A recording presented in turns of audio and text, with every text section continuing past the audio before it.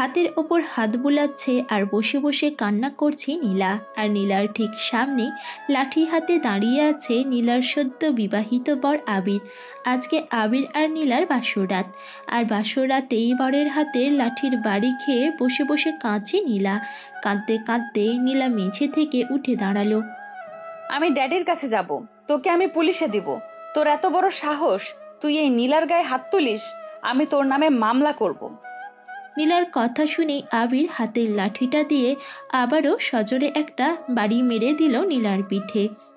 ওই আমি তোর স্বামী, তোর সাহস কি করে হয় আমার সাথে তুই তুই করে কথা বলার? আপনি করে বলো, নইলে বাসরাতে আমার আদর খাওয়া বদলে মায়ের খাইতে হবে তোমার। হ্যাঁ, কিসের বাসর রাত, কিসের আদর? আমি তোর মতো ছোট লোককে নিজের বর হিসেবে কখনোই মানবো না। আমি ড্যাডির কাছে যাব। চুপ, একদম চুপ। ভালোই ভালোই বলছি, একদম চুপ করো। আর ভালো বইয়ের মতো আমার কথা শোনো, নইলে লাঠির বাড়ি একটাও নিচে পড়বে না। আবিরের কথা শুনে নীলার কান্নার আওয়াজ যেন আরও বেড়ে গেল। এর আগে কখনোই কারোর হাতের মাইর খায়নি নীলা, তবে বাসর রাতেই যে তাকে বরের হাতের মাইর খাইতে হবে এটা তার ভাবনার বাইরে ছিল। 30 মিনিট আগে লাল টকটকে রঙের পাথরের কারুকাজ করা লম্বা লেহেঙ্গা আর লাল ওড়না পরে বধূর সাজে বসে আছে নীলা। আজকে সন্ধ্যাতেই বিয়ে হয়েছে তার। ড্যাডির মুখে শুনেছে অনেক বড়লোক ঘরের ছেলের সাথে বিয়ে হয়েছে তার। ছেলেটাকে দেখতেও বেশ হ্যান্ডসাম, যদিও এগুলো সব ড্যাডির মুখেই শুনেছে। নীলা ছেলেকেও দেখেনি একবার, কারণ ড্যাডির ওপর তার অগাধ বিশ্বাস ছিল। সদ্য বিবাহিত বরকে নিয়ে কত শত স্বপ্ন আঁকছিল নীলা এতক্ষণ। বিয়ের পর কোথায় হানিমুনে যাবে, কোন 5 স্টার হোটেলে ক্যান্ডেল লাইট ডিনার করবে প্রতিদিন, কোন শপিং মল থেকে দামি দামি শপিং করবে, এইসব নিয়ে আকাশ পাতাল ভাবছিল নীলা। হঠাৎ নীলার ভাবনায় ছেদ পড়ে দরজা খোলার শব্দে। নীলা এমনিতে অন্য মেয়েদের মতো খুব একটা লজ্জা পায় না, তবে বাসরাত বলে কথা, তাই না চাইলেও একটু লজ্জা চলেই আসে। বরকে রুমে ঢুকতে দেখে মাথার ঘোমটাটা আরও একটু টেনে নিয়ে গুটিসুটি মেরে বসে রইল নীলা। নীলার সদ্য বিবাহিত বর নীলার সামনে এসে দাঁড়িয়ে রাগী গলায় বলল, বাসর ঘরে বোর রুমে ঢুকলে সালাম দিত, এটা কি তোমায় কেউ বলে দেয়নি নীলা? আবিরের কণ্ঠ শুনে হকচকিয়ে উঠে মাথার ঘোমটাটা সরিয়ে ফেলে নীলা, কারণ কণ্ঠটা ওর খুব চেনা। বরের বেশে আবিরকে সামনে দেখে মাথায় যেন আকাশ ভেঙে পড়ে ওর। আবিরের মতো একজন গরিব ছোট লোকের সাথে ওর বিয়ে হয়েছে ভাবতেই যেন পাগল পাগল লাগছে নীলার। নীলা দ্রুত বিছানা ছেড়ে নিচে নেমে অবাক হয়ে বলল, আবির, তুমি এখানে? আমার বর কোথায়? তুমি আমার বাসর ঘরে কি করছো? বা রে, নিজের সদ্য বিবাহিত বোরকে জিজ্ঞেস করছো যে সে তোমার বাসর ঘরে কি করছে? বলি, বাসর ঘরে বোন না থাকলে বাসর করবে কার সাথে শুনি? এখন সময় নষ্ট না করে আমায় সালাম করো জলদি। হোয়াট? তুমি আমার বর হতেই পারো না। আমার তো বিয়ে হয়েছে বিশাল বড় লোকের ছেলের সাথে, আর তুমি তো একজন ভিখারি। বলো, আমার বর কোথায়? আমি আমার বরের কাছে যাব। কবুল বলার সময় তুমি হয়তো বরের নামটা ঠিক করে শোনোনি নীলা, তাই এমন আবল তাবল বকছো। তোমার বিয়ে কোনো বড়লোক ছেলের সাথে নয়, বরং আমার মতো এই ভিখারির সাথেই হয়েছে। অসম্ভব, এটা হতেই পারে না। আমি মানি না তোর মতো ভিখারিকে আমার বর হিসাবে। আমি চলে যাব এক্ষুনি, এই মুহূর্তে আমি চলে যাব এখান থেকে। ড্যাডি আমার সাথে এমনটা করতেই পারে না। কথাগুলো বলেই দরজার দিকে পা বাড়ায় নীলা। সাথে সাথে রুমের এক কোণায় একটা লাঠি রাখা ছিল, সেটা হাতে নিয়ে নীলার হাতে বাড়ি মেরে দেয় আবির। লাঠির বাড়ি খেয়ে চিৎকার দিয়ে নিচে বসে পড়ে নীলা। আর পরের ঘটনা তো প্রথমেই বলা হলো। এইভাবে বসে বসে নেগা কান্না না করে এখানে এসে আমার পা টিপো জলদি। বিছানার ওপর শুয়ে পড়ে নীলার দিকে তাকিয়ে ওপরের কথাটা বলল আবির। আবিরের কথা শুনে নীলা কাঁদতে কাঁদতে নাক টেনে টেনে বলল, আমি পা টিপতে পারবো না। আমি ড্যাডির কাছে যাব। তোকে আমি পুলিশে দেব, তুই মিথ্যা বলে আমায় বিয়ে করেছিস। তোকে আমি স্বামী হিসেবে মানি না। নীলার কথা শুনে লাঠিটা হাতে নিয়ে আবির রাগী গলায় বলল, তো বেরে, দুইটা বাড়ি খেয়ে পেট ভরিনি তাই না? আর ওকে একটা লাগাবো নাকি? কথাটা বলেই বাড়ি মারার জন্য লাঠিটা উঁচু করে ধরল আবির। সাথে সাথে ভয়ে চোখ বন্ধ করে নীলা চিৎকার করে বলল, দিচ্ছি দিচ্ছি, আমি পা টিপে দিচ্ছি, আর মেরো না প্লিজ। এই তো আমার ভালো বউ, তাহলে আর বসে না থেকে এখানে এসো, কাজে লেগে পড়ো। কথাটা বলেই বিছানায় গিয়ে শটান হয়ে শুয়ে পড়ল আবির। না চাওয়ার সত্ত্বেও বাধ্য হয়ে নাক টানতে টানতে আবিরের কাছে গিয়ে আবিরের পা টিপতে লাগলো নীলা। পা টিপছে আর নাক টেনে টেনে কান্না করছে নীলা। সেদিকে আবিরের কোনো খেয়াল নেই। সে আরামে শুয়ে থেকে বউয়ের পা টিপে দেওয়ার মজা উপভোগ করছে। বেশ কিছুক্ষণ পা টেপার পর নীলার এক হাত ধরে হ্যাঁচকা টান দিল আবির। আচমকা হাতে এমন টান পড়ায় তাল সামলাতে না পেরে আবিরের বুকে আছড়ে পড়ল নীলা। সাথে সাথে আবির নীলাকে শক্ত করে জড়িয়ে ধরল। ওই একদম নড়াচড়া করবা না, আমি এখন ঘুমাবো। ঘুমাবি তো ঘুমা না, আমাকে ছাড় ছোট লোক, আমি তোর সাথে ঘুমাবো না। লাঠিটা কি তাহলে আবার আনবো? ভালোই ভালো আমায় ঘুমাতে দাও আর নিজেও ঘুমাও, নইলে সারা রাত ধরে না ঘুমিয়ে আমার পা টিপতে হবে আর লাঠির বাড়ি খেতে হবে তোমার। আবিরের কথা শুনে শব্দ করে কাঁদতে লাগলো নীলা। ও ড্যাডি, আমায় এই ছোট লোকের কাছ থেকে নিয়ে যাও, আমি এর সাথে থাকবো না। ওই চুপ, একদম চুপ, নইলে মাথার ওপর তুলে একটা আছাড় মারবো বলে দিলাম। চুপ করে ঘুমাও বলছি, কালকে আবার আমাদের আসল বাড়িতে যেতে হবে তোমায়। আবিরের কথা শুনে নাক টেনে ধরা গলায় নীলা বলল, আসল বাড়ি মানে? এটা কার বাড়ি তাহলে? তোমার কি মনে হয় নীলা, আমার মতো একজন গরিব মানুষের বাড়ি এটা হবে? আরে এটা তো আমি একদিনের জন্য ভাড়া নিয়েছি তোমায় বিয়ে করব বলে। কালকে তোমার আমার আসল বাড়িতে নিয়ে যাব, আমরা আমার কুঁড়ে ঘরে এখন ঘুমাবো। আবিরের কথা শুনে নীলার মাথায় যেন আকাশ ভেঙে পড়ল। ওর মতো এমন বড় লোকের একমাত্র মেয়ে কিনা কুঁড়ে ঘরে থাকবে, ভাবতেই অবাক লাগছে নীলার। কিন্তু লাঠির বাড়ি খাওয়ার ভয়ে কিছু বলারও সাহস পাচ্ছে না ও। তাই মনে মনে বুদ্ধি করলো, আবির ঘুমোলে ও চুপি চুপি উঠে পালিয়ে যাবে। মনে মনে এসব ভেবে ঘুমিয়ে পড়ার ভান ধরল নীলা। আবিরও নীলাকে পরম যত্নে বুকে জড়িয়ে নিয়ে ঘুমিয়ে পড়ল। মাঝরাতে আস্তে করে চোখ খুলে আবিরের দিকে তাকালো নীলা। যখন বুঝতে পারলো আবির বিঘরে ঘুমাচ্ছে, তখন খুব সাবধানে বিছানা ছেড়ে নেমে গেল নীলা। তারপর ধীর পায়ে দরজার দিকে পা বাড়ালো। দরজার কাছে গিয়ে দরজার লক খোলার জন্য হাত বাড়াতেই নীলার হাতটা খপ করে ধরে ফেলল আবির। কি হলো জানেমান, সদ্য বিবাহিত স্বামীকে ছেড়ে বাসরাতে বাসর না করে পালিয়ে যাচ্ছ? এটা কি করে মেনে নেই বলো? কে স্বামী? কিসের স্বামী? আমি তোর মতো একটা ছোট লোককে কখনোই আমার স্বামী হিসেবে মানবো না। আমার স্বামী হওয়ার কোনো যোগ্যতাই তোর মাঝে নেই। কথাটা বলার সাথে সাথে নীলার গালে ঠাস করে একটা চড় বসিয়ে দিল আবির। আবিরের চড় খেয়ে ফ্লোরে পড়ে গেল নীলা। আবির নীলার কাছে এগিয়ে গিয়ে নীলার চুলের মুঠি ধরে নিজের দিকে ঘোরালো। স্বামী হিসেবে যখন মানতেই পারবি না, তাহলে আমার সাথে ভালোবাসার নাটক করেছিলি কেন? কেন গ্রাম থেকে আসা একটা সহজ সরল ছেলের বুকের ভালোবাসা তীর মেরেছিলি? কেন আমি বারবার ইগনোর করা সত্ত্বেও আমার পিছু ঘুরঘুর করে আমার মনে ভালোবাসা ফুল ফুটিয়েছিলি? আর কেনই বা বিনা দোষে তোর জন্য আমায় জেল খাটতে হয়েছিল? উত্তর দে, উত্তর দে আমায়। কথাগুলো বলেই আবারও নীলার গালে থাপ্পড় মারল আবির। আবিরের হাতের মার খেয়ে নীলার ঠোঁট কেটে গিয়ে রক্ত পড়তে শুরু করলো। নীলা গালে হাত দিয়ে কেঁদে চলেছে একাধারে। নীলার ঠোঁটে রক্ত দেখে নীলাকে কোলে তুলে নিল আবির। নীলাও মায়ের খাওয়ার ভয়ে আর কিছু বলছে না। কোলে করে বিছানায় এনে বসিয়ে দিল নীলাকে আবির। তারপর নীলার ঠোঁটের কাটা জায়গাটা পরিষ্কার করে দিয়ে আবারও আলতো করে একটা চুমু এঁকে দিয়ে গম্ভীর গলায় বলল, ঘুমিয়ে পড়ো, সকাল সকাল ঘুম থেকে উঠে রওনা দিতে হবে। আবিরের কথা শুনে নীলা চিল্লিয়ে কিছু বলতে যাবে, তার আগেই আবির রাগী গলায় বলে উঠল, আর একটা কথা বলে তোমার জন্য ব্যাপারটা খুব খারাপ হয়ে যাবে নীলা। ভালো ব্যবহার করছি বলে ভেবো না আমি সেই আগের মতো ভালো ও সহজ সরল ছেলে আছি।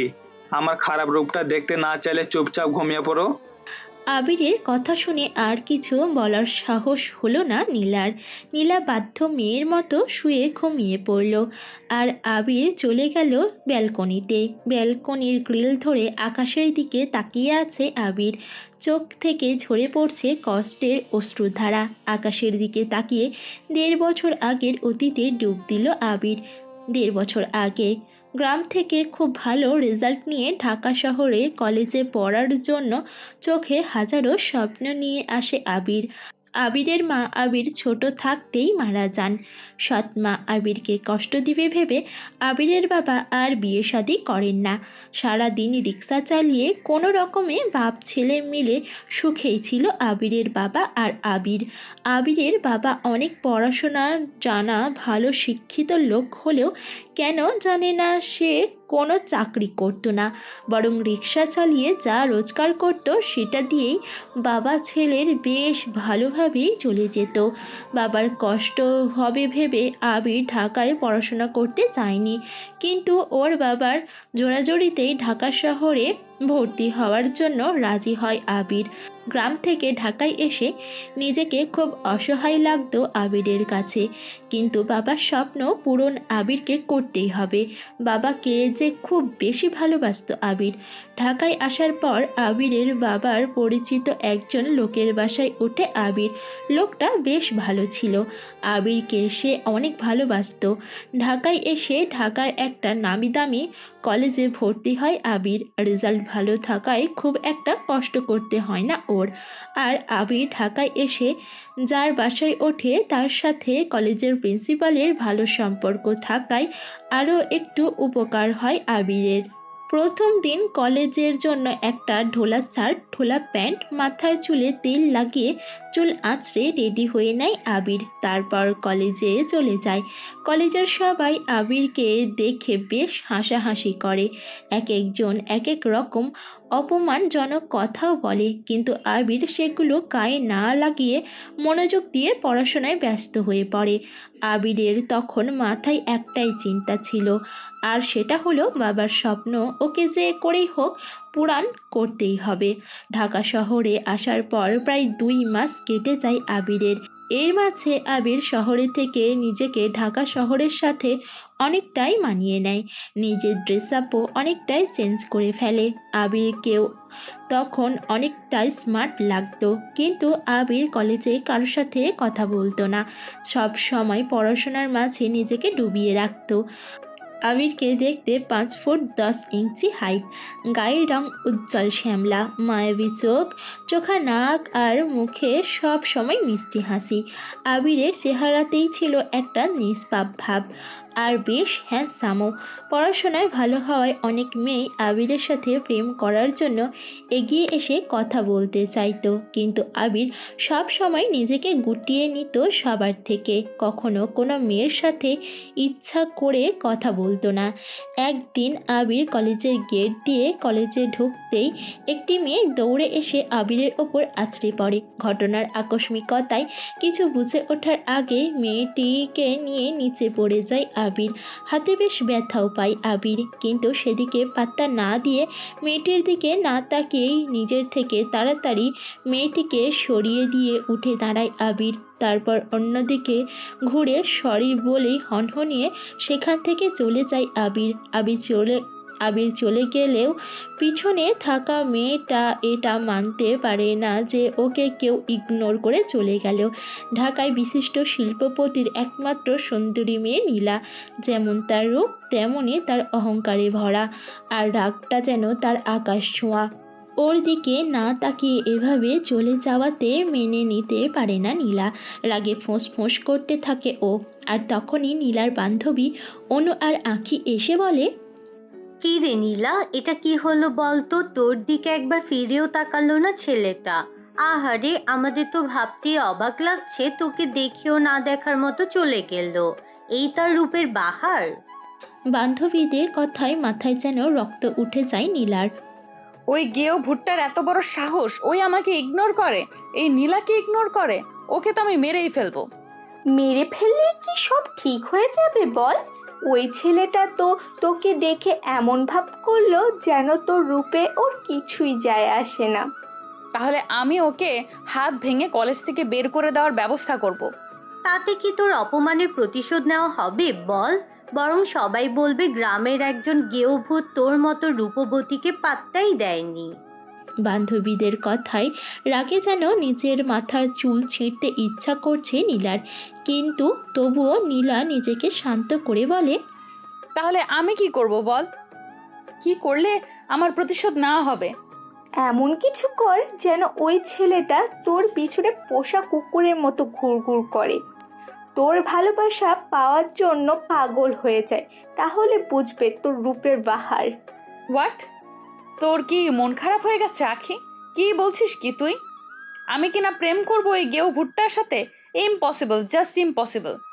আরে ইয়ার, এত সিরিয়াস হচ্ছিস কেন?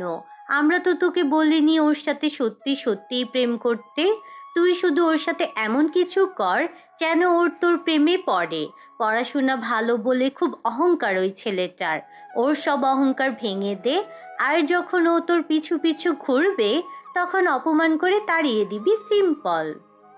বান্ধবীদের কথায় কিছু একটা ভাবে নীলা, তারপর বাঁকা হেসে বলে, ইয়েস, তোরা ঠিক বলছিস।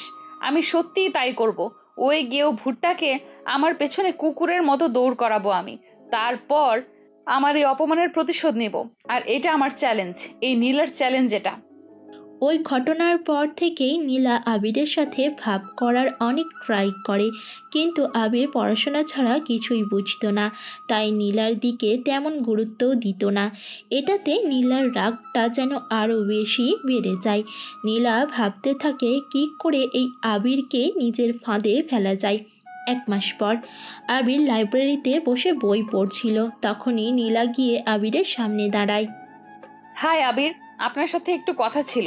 যদি কিছু মনে না করেন, আপনার পাশে কি একটু বসতে পারি?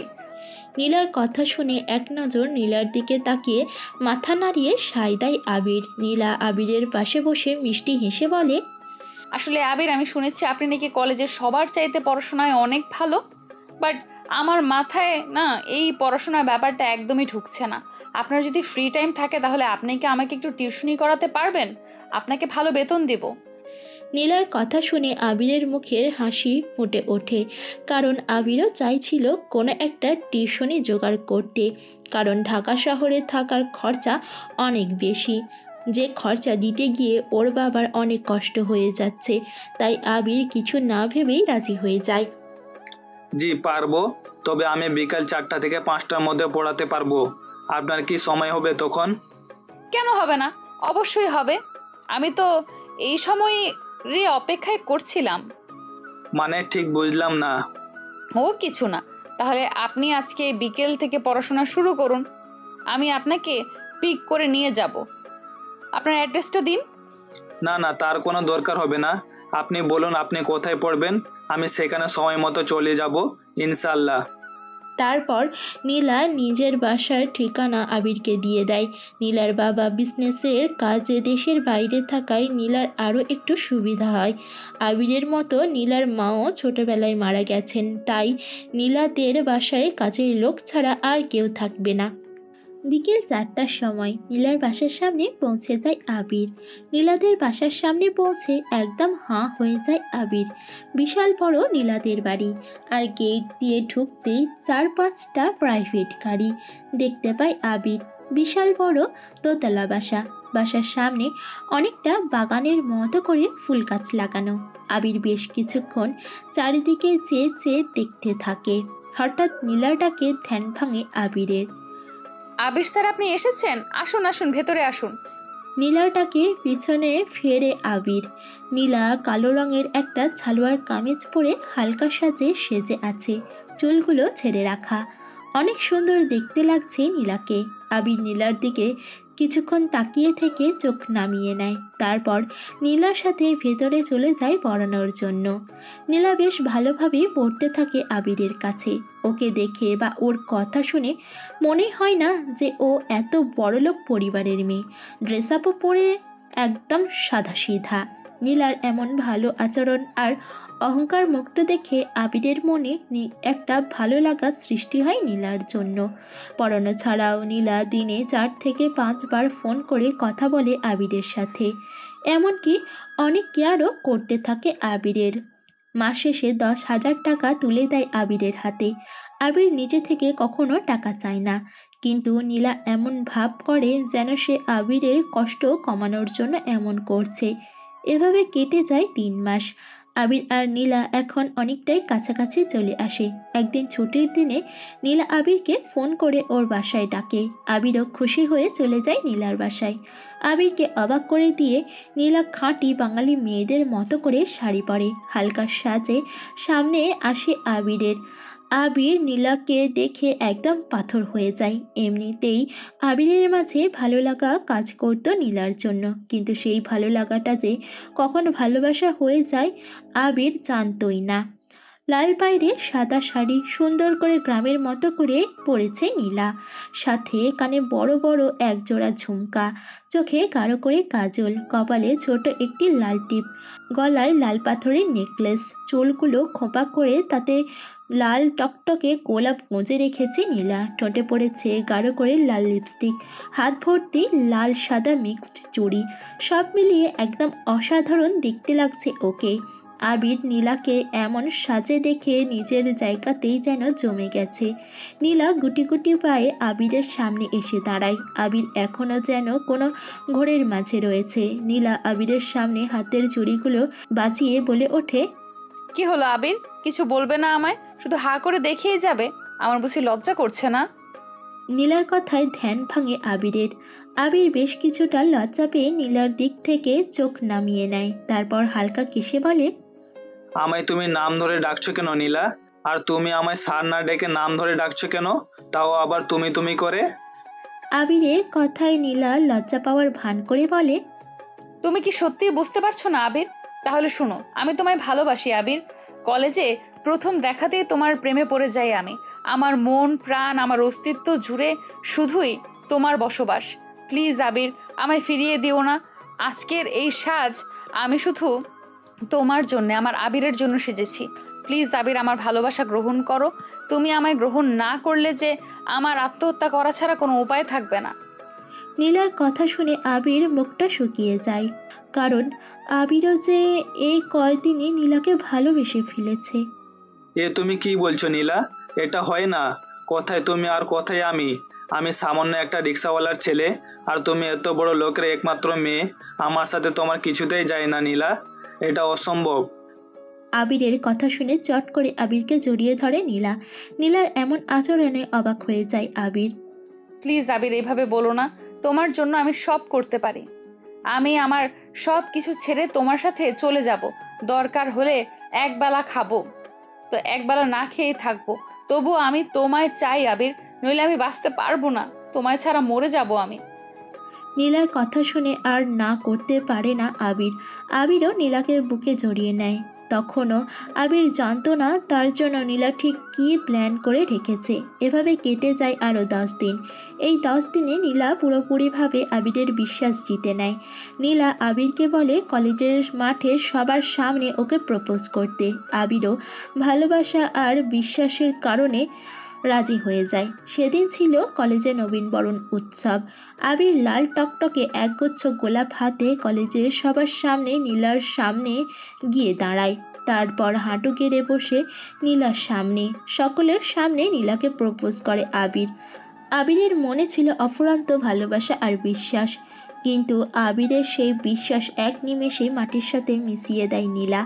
আবিরের হাত থেকে ফুলগুলো নিয়ে জোরে ছুঁড়ে মারে আবিরের মুখে। তোর সাহস কি করে হয় একজন রিক্সাওয়ালার ছেলে হয়ে আমায় এই নীলাকে প্রপোজ করার? আমার পায়ের জুতার যে দাম, সে দামও তো তোর নেই। আর তুই কিনা এসেছিস এই নীলাকে প্রপোজ করতে? এত বড় বুকের পাটা তোর! নীলার এমন আচরণে আবিরের পায়ের নিচে মাটি যেন সরে যায়। নিজের কানকেও বিশ্বাস করতে পারছে না আবির। এসব তুমি কি বলছো নীলা? তোমার শরীর কি খারাপ লাগছে? কি হয়েছে জানে এমন কেন করছো?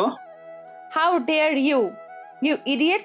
তোর সাহস কি করে হয় আমার সাথে তুমি করে কথা বলার, আমার নাম ধরে ডাকার? তোর চাইতে আমার বাসার চাকর চাকরানিও বেশি বড় লোক, আর তুই কিনা এসেছিস আমায় প্রপোজ করতে? নীলার কথাগুলো বলতে বলতে সেখানে এসে হাজির হয় 4-5 জন পুলিশের লোক। পুলিশকে দেখে নীলা বলে, স্যার, আপনারা এসেছেন?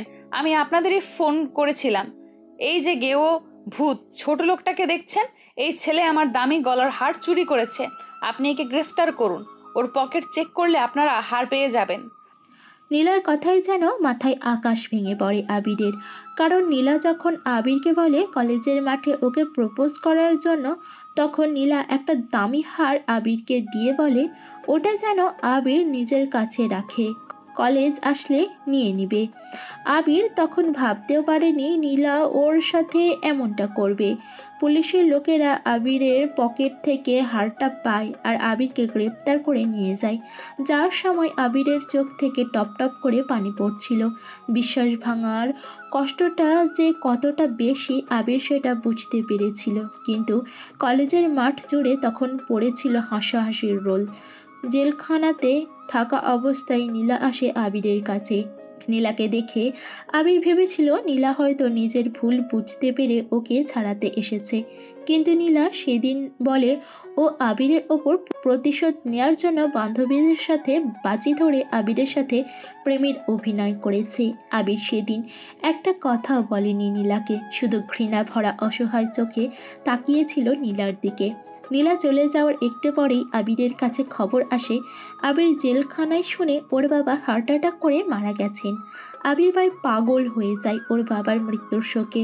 একমাত্র নীলার কারণে ওর বাবার স্বপ্ন পূরণ করতে পারেনি ও। বাবাকে হারাতে হয়েছিল সেদিন আবির মনে মনে প্রমিস করে নীলার সব অহংকার ও চুরমার করে দিবে। নীলাকে ও একদম প্রকৃত বাঙালি বউ বানাবে।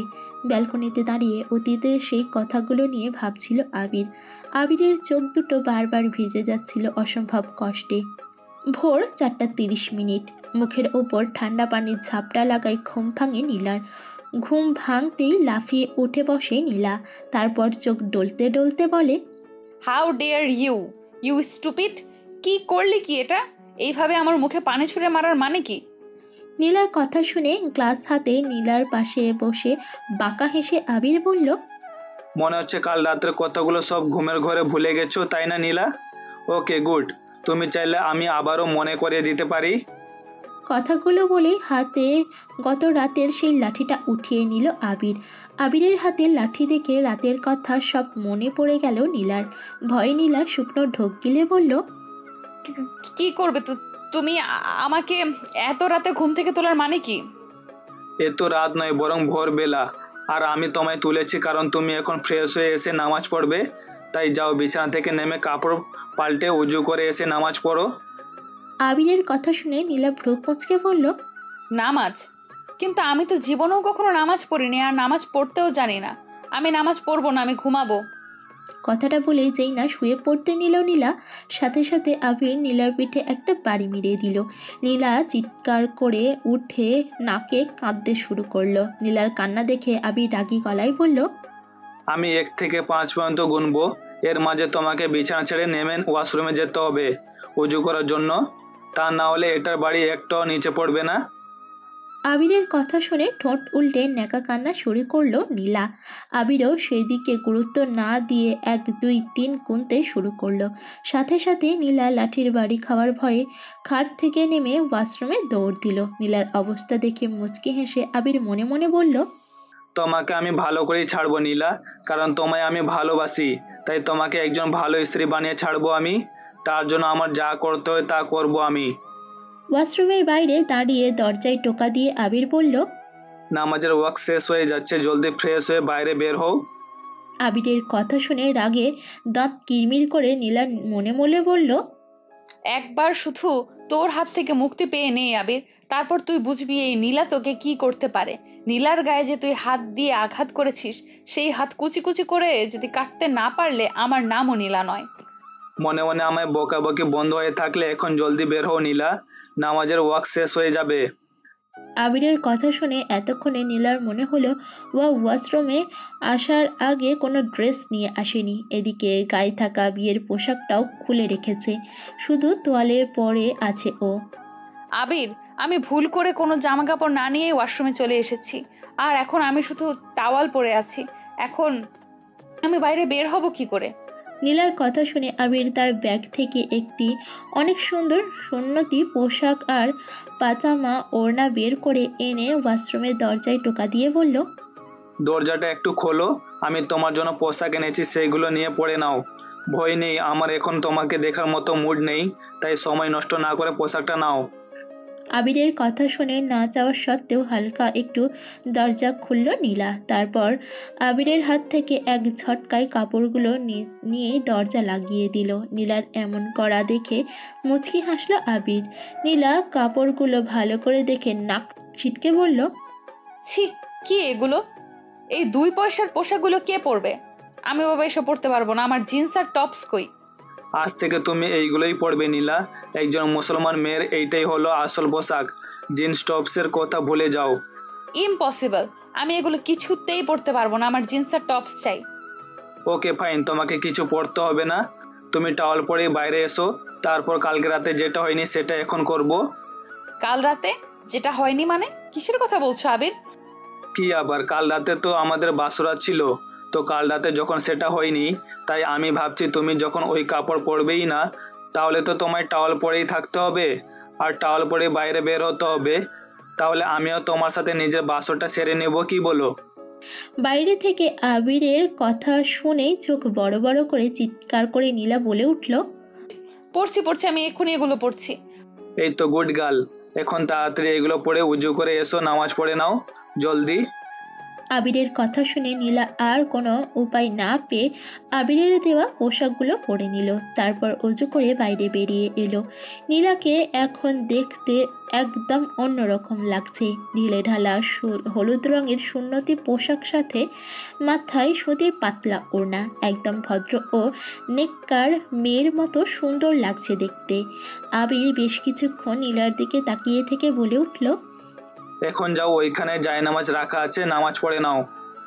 আবিরের হাতে এখনো সেই লাঠিটা আছে, যেটা দেখে নীলা আর কিছু বলার সাহস পেল না। তাই বাধ্য মেয়ের মতো জায়নামাজ বিছিয়ে নামাজ পড়তে বসলো। ছোটবেলায় নীলার মা বেঁচে থাকতে নীলাকে অজু করা, নামাজ পড়া সব শিখিয়েছিলেন, তাই নামাজ পড়তে খুব একটা অসুবিধা হলো না নীলার। নামাজের মাঝে ঘুমে বারবার ঢুলে ঢুলে পড়তে নিল নীলা, কিন্তু পড়ল না। এটা দেখে আবির অন্যদিকে তাকিয়ে হালকা হাসলো আর মনে মনে বলল, আজ তুমি ঘুমের ঘরে আমায় মায়ের খাওয়ার ভয়ে অনিচ্ছায় নামাজ পড়লে। খুব তাড়াতাড়ি তোমার জীবনে সেই দিন আসবে যেই দিন তুমি ইচ্ছাকৃতভাবে নামাজ পড়বে, তাও আল্লাহর ভয়ে, ইনশাল্লাহ। কথাগুলো আনমনে ভেবেই মিষ্টি করে হাসলো আবির। নীলার নামাজ শেষ হলে নাক ফুলিয়ে জায়নামাজের ওপরেই বসে রইল নীলা। নীলাকে বসে থাকতে দেখে আবির বলল, এভাবে বসে না থেকে উঠে নিজের সব জিনিসগুলো গুছিয়ে নাও, তারপর টেবিলে শুকনো খাবার রাখা আছে সেগুলো খেয়ে নাও। আমাদের বের হতে হবে, বাড়ি যেতে হবে তো। আমি কোথাও যাব না, আমি বাসায় যাব, আমি ড্যাডির কাছে যাব। তোকে আমি পুলিশে দেব, খুন করব তোকে আমি। চুপ, একদম চুপ, নইলে এমন মায়ের দিব না যে নিজের নামটাও ভুলে যাবে। প্রস্তুত হয়ে নাও, সামনে তোমাকে নতুন জীবন পার করতে হবে, যে জীবন তোমার জন্য মোটেও ভালো হবে না। আবিরের ধমক খেয়ে চুপসে গেল নীলা, কারণ আবিরের হাতে থাকা লাঠিটা দেখে ভয় বারবার ঢোক গিলছে নীলা। নীলা আর কথা না বাড়িয়ে চুপচাপ এসে টেবিলে রাখা খাবারের প্যাকেটগুলো খুলল। প্যাকেটের মাঝে রুটি আর আলুর দম দেখে নাক ছিটকে বলে উঠল নীলা, এ মাছি, এগুলো কি খাবার? আমি এসব খাবার খাবো না। আমি বিরিয়ানি বা পিৎজা খাবো। এমন ছোট লোকের খাবার আমার বাসার দারোয়ানও খায় না। চুপ, আর একটা বাজে কথা বলবে তো তোমার না খাইয়ে থাকতে হবে সারাদিন। পৃথিবীতে কত শত মানুষ আছে যারা এক টুকরো রুটির জন্য সবসময় চেয়ে থাকে, হাহাকার করে, কিন্তু তাদের কপালে সেটাও জোটে না। ভালোই ভালো এইগুলো খেয়ে নাও, নইলে সারাদিন না খাইয়ে রাখবো। আবিরের কথা শুনে নীলার ঠোঁট উল্টে রাগী গলায় বলল, আমি না খেয়েই থাকবো, তবু এই ছোট লোকদের খাবারগুলো আমি খাবো না। নীলার কথা শুনে আবিরের রাগ হলেও নিজেকে শান্ত রেখে বাঁকা হেসে বলল, ঠিক আছে, যেমন তোমার ইচ্ছে মাই ডিয়ার ওয়াইফ। তাহলে তুমি রেডি হয়ে নাও, আমি ততক্ষণে খাবারটা খেয়ে নেই। কথাটা বলেই নীলাকে পাশ কাটিয়ে রুটি আর আলুর দমগুলো নিয়ে খেতে শুরু করলো আবির। নীলা আবিরের দিকে তাকিয়ে নাক ছিটকে মনে মনে বলল, ছোট লোক একটা। তারপর সেখান থেকে সরে অন্যর দিকে ঘুরে বসলো। আবির সেদিকে খেয়াল না দিয়ে নিজের মতো খেতে বসলো। খাওয়া শেষ করে বড় একটা ঢেঁকুর তুলল আবির। তারপর ঘড়ির দিকে তাকিয়ে বলল, এই রে, দেখতে দেখতে সকাল 8:30 বেজে গেছে। গ্রামে পৌঁছাতে পৌঁছাতে তো দুপুর হয়ে যাবে। কথাটা বলেই ব্যাগের কাছে এগিয়ে গেল আবির। তারপর ব্যাগ থেকে একটা কালো ঢিলেঢালা বোরখা বের করে নীলার সামনে এনে বলল, এই নাও নীলা, তাড়াতাড়ি এটা পড়ে নাও। আমাদের এখনই গ্রামের উদ্দেশ্যে রওনা হতে হবে। আবিরের কথা শুনে 2 আঙুল দিয়ে বোরখাটা ধরে নীলার নাক মুখ মুচকে বলল, কি এটা? কি এটা মানে নীলা? তুমি একজন মুসলমানের মেয়ে হয়ে বোরখা চেনো না? এটা বোরখা যেটা তুমি এখন থেকে পড়বে। হোয়াট আর ইউ ক্রেজি আবির? আমি এই নীলা কিনা এমন একটা কালো আলখাল্লা পরবো? অসম্ভব আবির, আমি এটা কিছুতেই পড়তে পারবো না। কিন্তু পড়তে তো তোমাকে হবেই নীলা। আর এটা শুধু আজ নয়, বরং সব সময় বাইরে যাওয়ার সময় পড়তে হবে তোমায়। কারণ আমি চাই না আমার একমাত্র আদরের বউয়ের সৌন্দর্য আমি ছাড়া অন্য কেউ দেখুক। তাই বেশি কথা না বলে দ্রুত এটা পরে রেডি হয়ে নাও, আমাদের দেরি হয়ে যাচ্ছে। কিছুতেই না, আমি মরে গেলেও এই আলখাল্লাটা পরবো না। কিছুতেই না, কিছুতেই না, কিছুতেই না। এতটুকু বলেই বোরখাটা দূরে ছুঁড়ে ফেলল নীলা। সাথে সাথে নীলার গালে থাপ্পড় বসিয়ে দিল আবির। আবিরের থাপ্পড় খেয়ে বিছানায় মুখ থুবড়ে পড়ল নীলা। তখনই নীলার হাত ধরে টেনে তুলে আবির বলল, ভালোই ভালোই কথা বলে তোর গায়ে লাগে না তাই না? তোর সাহস কী করে হয় বোরখাটা ছুঁড়ে ফেলার? তুই জানিস না পর্দা মুসলিম নারীদের জন্য ফরজ করা হয়েছে, আর তুই কিনা সেই পর্দা করা বস্তুকে ছুঁড়ে ফেলছিস? আজকের পর আর কখনো বোরকার সাথে এমন অপমান করলে তুই ভাবতেও পারবি না আমি তোর কি হাল করব। পর বলছি এটা, জলদি করে পড়ে নে। আবিরের হাতের থাপ্পড় খেয়ে ভ্যাঁ ভ্যাঁ করে কাঁদতে লাগলো নীলা। তারপর আর কোনো উপায় না পেয়ে বোরখাটা পরে নিল আর মনে মনে বুদ্ধি পাকালো। একবার শুধু এই বাসা থেকে বের হয়ে নেই, তারপর তোকে কি করে শায়েস্তা করতে হয় আমি দেখে নিব আবির। তোকে যদি আমি গণপিটুনি না খাইয়ে মারতে পারি, তাহলে আমার নামও নীলা নয়।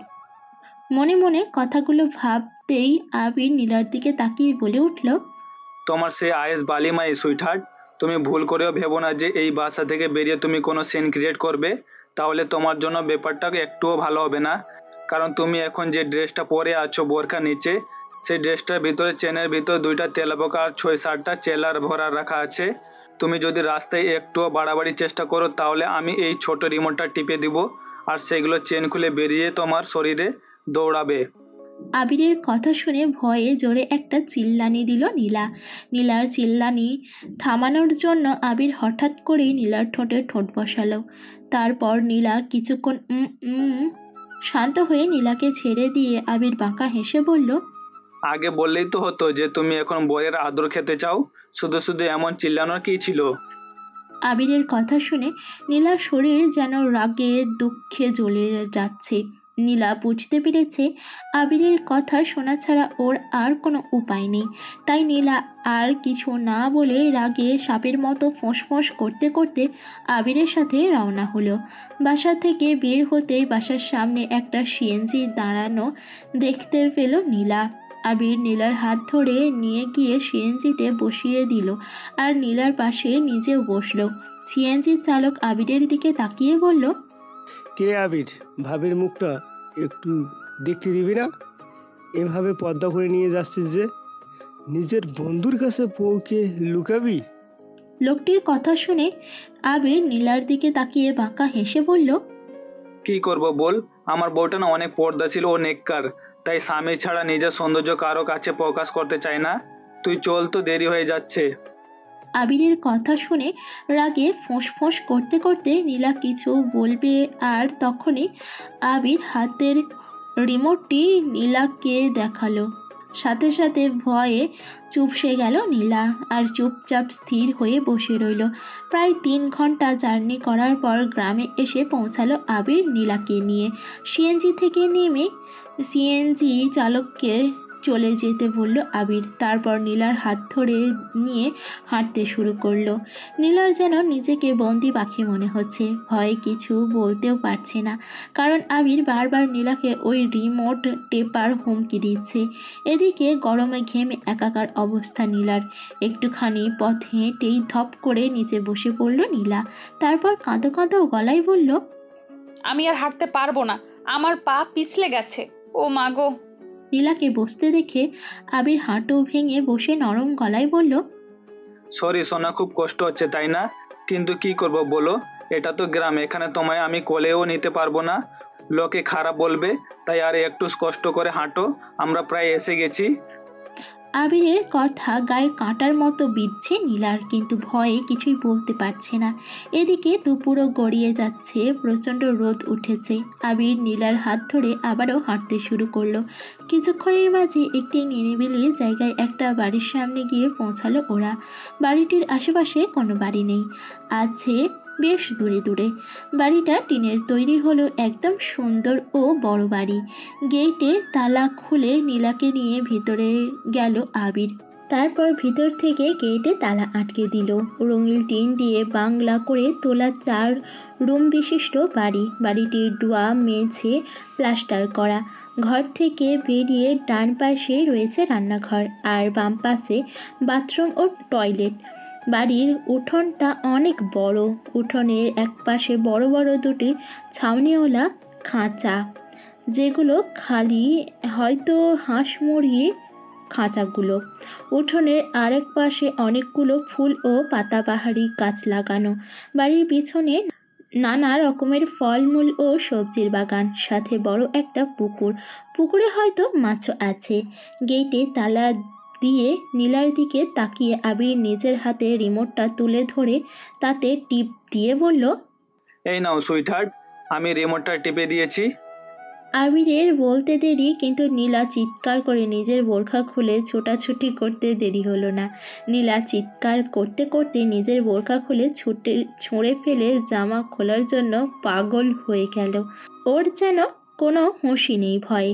আবির হাসতে হাসতে গিয়ে নীলাকে বুকের মাঝে জড়িয়ে ধরে বলল, শান্ত হও নীলা, শান্ত হও, এই জামার মাঝে কিছু নেই, আমি তোমায় এমনি ভয় দেখিয়েছি, শান্ত হও। আবিরের কথা শুনে ছুটাছুটি বন্ধ করে শরীরের সব শক্তি দিয়ে আবিরকে ধাক্কা দিয়ে নিজের থেকে সরিয়ে দিল নীলা। তারপর কাঁদতে কাঁদতে দাঁত কিড়মিড় করে বলল, আবির, তুই কাল থেকে আমার সাথে যে অন্যায়গুলো করে চলেছিস তার শাস্তি তুই পাবি। আমি তোকে ছাড়বো না। আর একটু হলে আমি সত্যি হার্ট অ্যাটাক করে মারা যেতাম। তুই কেন করলি আমার সাথে এমন? আমি ড্যাডির কাছে যাব, থাকবো না তোর কাছে এক মুহূর্তও না। নীলার কথা শুনে আবির শান্ত গলায় বলল, সরি সুইটার, তুমি তো আমার কাছ থেকে আর কোথাও যেতে পারবে না। তোমার ইচ্ছা হোক আর অনিচ্ছা হোক, তোমাকে আমার কাছে এখানে থাকতে হবে। আর আমি যা বলবো সেই মতো চলতে হবে, কারণ তোমার পালানো সব রাস্তা আমি বন্ধ করে রেখেছি। আবিরের কথা শুনে রাগে ফোঁস করতে লাগলো নীলা। আবির সেদিকে পাত্তা না দিয়ে বারান্দায় রাখা চেয়ারে গিয়ে পায়ের ওপর পা তুলে বসে বলল, সাপের মতো ফসফস করা হয়ে গিয়ে থাকলে রুমে যাও, তারপর ওয়াশরুমে গিয়ে কাপড় পাল্টে অজু করে নামাজ পড়তে বসো, জোরে ওয়াক্ত পার হয়ে যাচ্ছে। যাব না আমি রুমে, ছোট লোকের বাচ্চা ছোট লোক। তোকে আমি দেখে নিব, একবার শুধু তোর কাছ থেকে রক্ষা পেয়ে নেই, তারপর বুঝবি এই নীলা কি জিনিস। নীলার মুখে ছোট লোকের বাচ্চা কথাটা শুনে মাথায় রক্ত উঠে গেল আবিরের। আবির চেয়ার থেকে দৌড়ে এসে নীলার চুলের মুঠি ধরে বলল, আজকে একবার শুনলাম তোর মুখে এই ভাষা, দ্বিতীয়বার এই ধরনের ভাষা শুনলে তোর জিভ টেনে ছিঁড়ে ফেলবো আমি। ভুলে যাস না আমার বাবা তোর শ্বশুর হয়, কথা মনে রাখবি তো ভালো, নইলে তুই ভাবতেও পারবি না তোকে আমি কি হাল করব।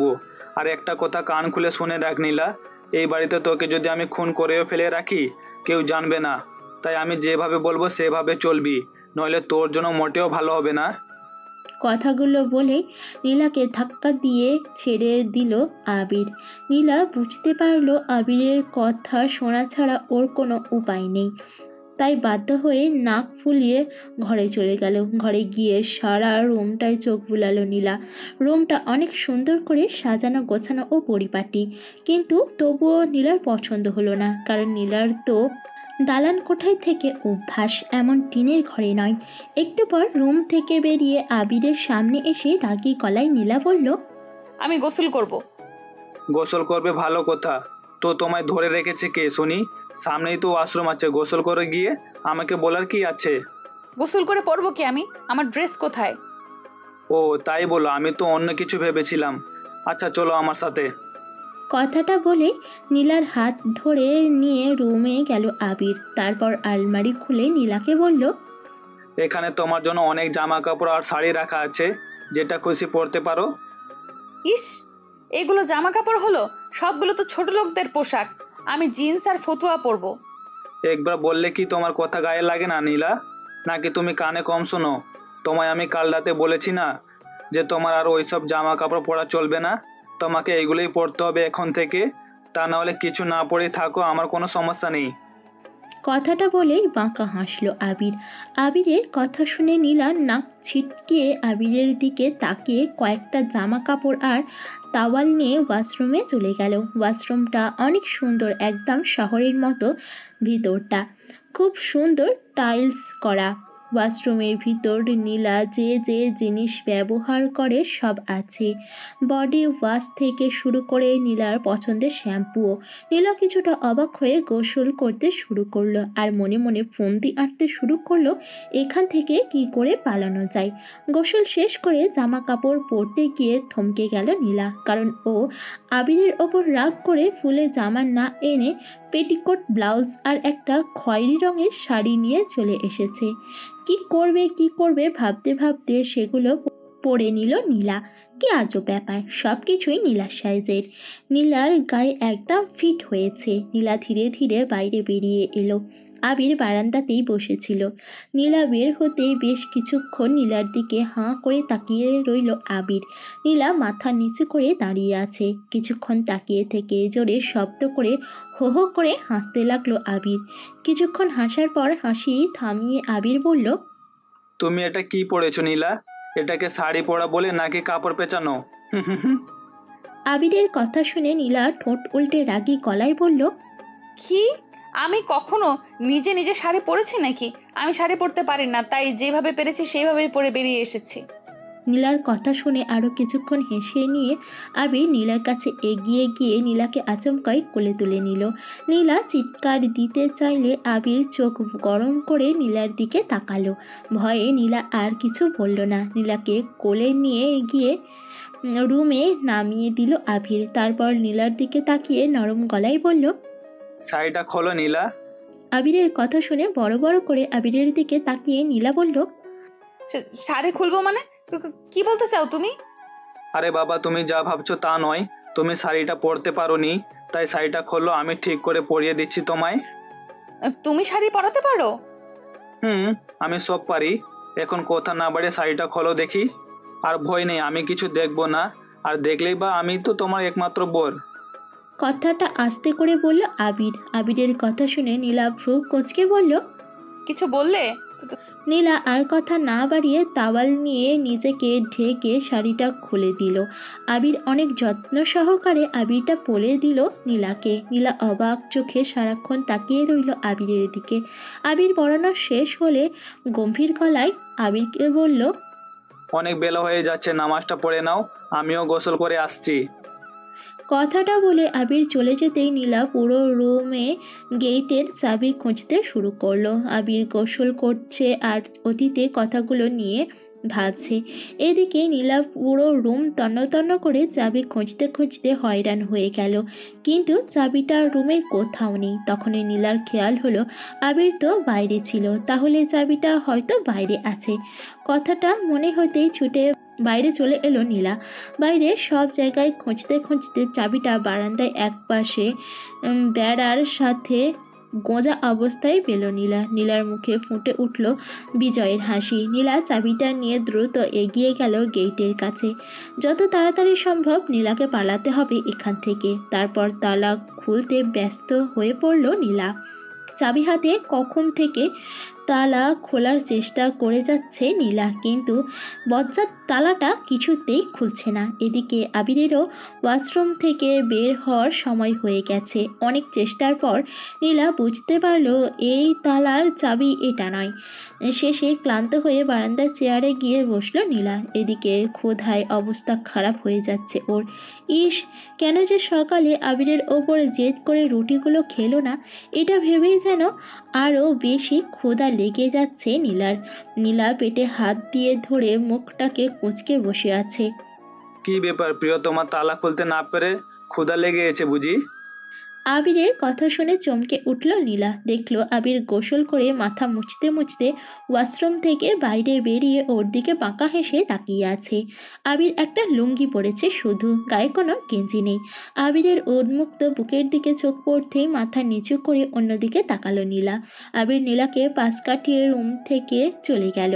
তারপর একটু পর বেরিয়ে এসে নীলার সামনে একটা প্যাকেট ধরে বলল, এই নিন ম্যাডাম, এই প্যাকেটে বিরিয়ানি আছে, খেয়ে আমায় উদ্ধার করেন আর তাড়াতাড়ি নামাজটা পড়ে নেন। আবিরের হাতে বিরিয়ানির প্যাকেট দেখে খুশিতে আত্মহারা হয়ে গেল নীলা। নীলার এখন ইচ্ছা করছে লাফিয়ে উঠে আবিরকে কিস করতে, কিন্তু নীলা সেটা কখনোই করবে না। তাই আবিরের হাত থেকে বিরিয়ানির প্যাকেটটা ছোঁ মেরে নিয়ে তাড়াতাড়ি প্যাকেটটা খুলে খেতে শুরু করলো। নীলার এভাবে খাওয়া দেখে মুচকি হাসলো আবির। তারপর রুমে গিয়ে সাদা রঙের একটা পাঞ্জাবি পরে নামাজে দাঁড়ালো। নামাজ শেষ করে নীলার জন্য অনেক দোয়া করলো আবির, নীলাকে যেন সঠিক পথে ফিরিয়ে আনতে পারে। তার জন্য আল্লাহর নিকট সাহায্য প্রার্থনা করলো। মোনাজাত শেষে জায়নামাজ তুলে রেখে বাইরে এসে আবির দেখলো নীলা বিরিয়ানি খেয়ে শেষ করে চেয়ারের ওপরেই ঘুমিয়ে পড়েছে, আর নীলার আঁচলটা সরে গিয়ে নিচে পড়ে আছে। নীলার এভাবে ঘুম দেখে আবিরের আর ডাকতে ইচ্ছা করলো না, তাই নীলার আঁচলটা ঠিক করে দিয়ে নীলাকে চেয়ার থেকে কোলে নিয়ে রুমে গিয়ে বিছানায় শুইয়ে দিল। তারপর নিজে চলে গেল জানালার পাশে। জানালা দিয়ে খুব সুন্দর বাইরের প্রকৃতি দেখা যায়। অনেক বড় সবুজ শ্যামল কাঁচা ধানের মাঠ। মাঠে ওই প্রান্তে রয়েছে আখ আর ভুট্টার বাগান। অনেক কৃষক কাজ করছে সেই মাঠে। অনেক দূরে দেখা যায় কিছু ছোট ছোট বাড়িঘর। এক কথায় যাকে বলে অপরূপ প্রকৃতির দৃষ্টি। কিন্তু আবিরের মন এখন সেদিকে নেই। আবির তার নীলার চিন্তায় মগ্ন। বেশ কিছুক্ষণ জানালার ধারে দাঁড়িয়ে থেকে জানালা আটকে দিয়ে নীলার পাশে এসে বসলো আবির। তারপর কিছুক্ষণ নীলার দিকে তাকিয়ে থেকে নীলাকে জড়িয়ে ধরে নিজেও ঘুমিয়ে পড়ল। বাইরে কিছু বাচ্চা ছেলে মেয়েদের চিৎকার চেঁচামেচিতে শব্দে ঘুম ভাঙল নীলার। গ্রামের বাড়ির এই একটা সমস্যা, দিনের বেলায় গ্রামের সব বাচ্চা ছেলেমেয়েরা অবাধে ঘুরে বেড়ায় আর চিৎকার চেঁচামেচি করে। ঘুম ভাঙতেই নিজেকে আবিরের বুকে আবিষ্কার করলো নীলা। আবির ওকে শক্ত করে নিজের বুকে জড়িয়ে ধরে ঘুমিয়ে আছে, যেন ছেড়ে দিলেই হারিয়ে যাবে। আবিরের এতটা কাছে থেকে কেমন একটা ভালো লাগা কাজ করছে নীলার মনে। আবিরের ঘুমন্ত মুখটা বড়ই নিষ্পাপ লাগছে দেখতে। নীলা বেশ কিছুক্ষণ আবিরের দিকে তাকিয়ে আছে এক নজরে। হঠাৎ নীলাকে অবাক করে দিয়ে ঘুমন্ত আবির চোখ বন্ধ রেখেই বলে উঠল, এভাবে তাকিয়ে থেকো না, নজর লেগে যাবে, নইলে উল্টাপাল্টা কিছু করে বসলে দোষ দিতে পারবে না আমায়। আবিরের কথা শুনে বড় বড় করে তাকালো নীলা। তুমি ঘুমাওনি? নীলার কথা শুনে নীলাকে আরও একটু শক্ত করে জড়িয়ে ধরে আবির বলল, ঘুমাতে আর দিলে কই? নতুন বিয়ে করা সুন্দরী বউ এভাবে আষ্টে পিষ্টে জড়িয়ে ধরে শুয়ে থাকলে বুঝি ঘুম আসে চোখে? আবিরের কথা শুনে রাগ উঠে গেল নীলার। বজ্জাত ছেলে বলে কি আমি নাকি ওকে জড়িয়ে ধরে শুয়েছি? কথাগুলো ভেবেই আবিরের বুক থেকে উঠে যেতে নিল নীলা। তখনই আবির নীলার আঁচল টেনে ধরে বলল, আসর ওয়াক্ত আসার আরও একটু দেরি আছে, এখন ঝড়ে নামাজটা পড়ে নাও জলদি, আমি দ্বিতীয়বার যেন আর নামাজের কথা বলতে না হয়। কথাগুলো বলে নীলার আঁচলটা ছেড়ে দিল আবির। নীলাও কোনো কথা না বলে বাধ্য মেয়ের মতো গিয়ে অজু করে নামাজ পড়ে নিল, কারণ এছাড়া নীলার আর কোনো উপায় নেই। নীলা নামাজ পড়া শেষ হতেই আবির বলল, এখন চুলার পাড়ে গিয়ে আমার জন্য কিছু বানিয়ে আনো, খুব ক্ষুধা লেগেছে। আবিরের কথা শুনে সাপের মতো ফোঁস করে উঠল নীলা। হোয়াট? তোমার কি মাথা খারাপ হয়েছে আবির? আমি এই নীলা কিনা চুলায় রান্না করবে? Impossible, just impossible. ও হ্যালো, ইম্পসিবলকে কিভাবে পসিবল করতে হয় তা এই আবির ভালোভাবে জানে। তুমি ভালোই ভালোই যাবে নাকি আমি তোমায় আমার রাগী লুকটা দেখাবো? তুমি যাই করো না কেন আবির, আমার পক্ষে চুলায় রান্না করা সম্ভব নয়। আর শুধু চুলায় কেন, আমি কোনো কিছুতেই রান্না করতে পারবো না, জাস্ট ইম্পসিবল। নীলার কথা শুনে পাঞ্জাবির হাতা ফোল্ড করতে করতে আবির বলল, ওকে সুইটহার্ট, যেমন তোমার ইচ্ছে। কথাটা বলেই নীলার কাছে এসে নীলার কোমর জড়িয়ে ধরল আবির। তারপর নীলার কানের কাছে মুখ নিয়ে বলল, যেহেতু তুমি আমায় কিছু বানিয়ে দিবে না খাওয়ার জন্য, সেহেতু আমি তোমাকেই খাবো। খুব ক্ষুধা লেগেছে তো।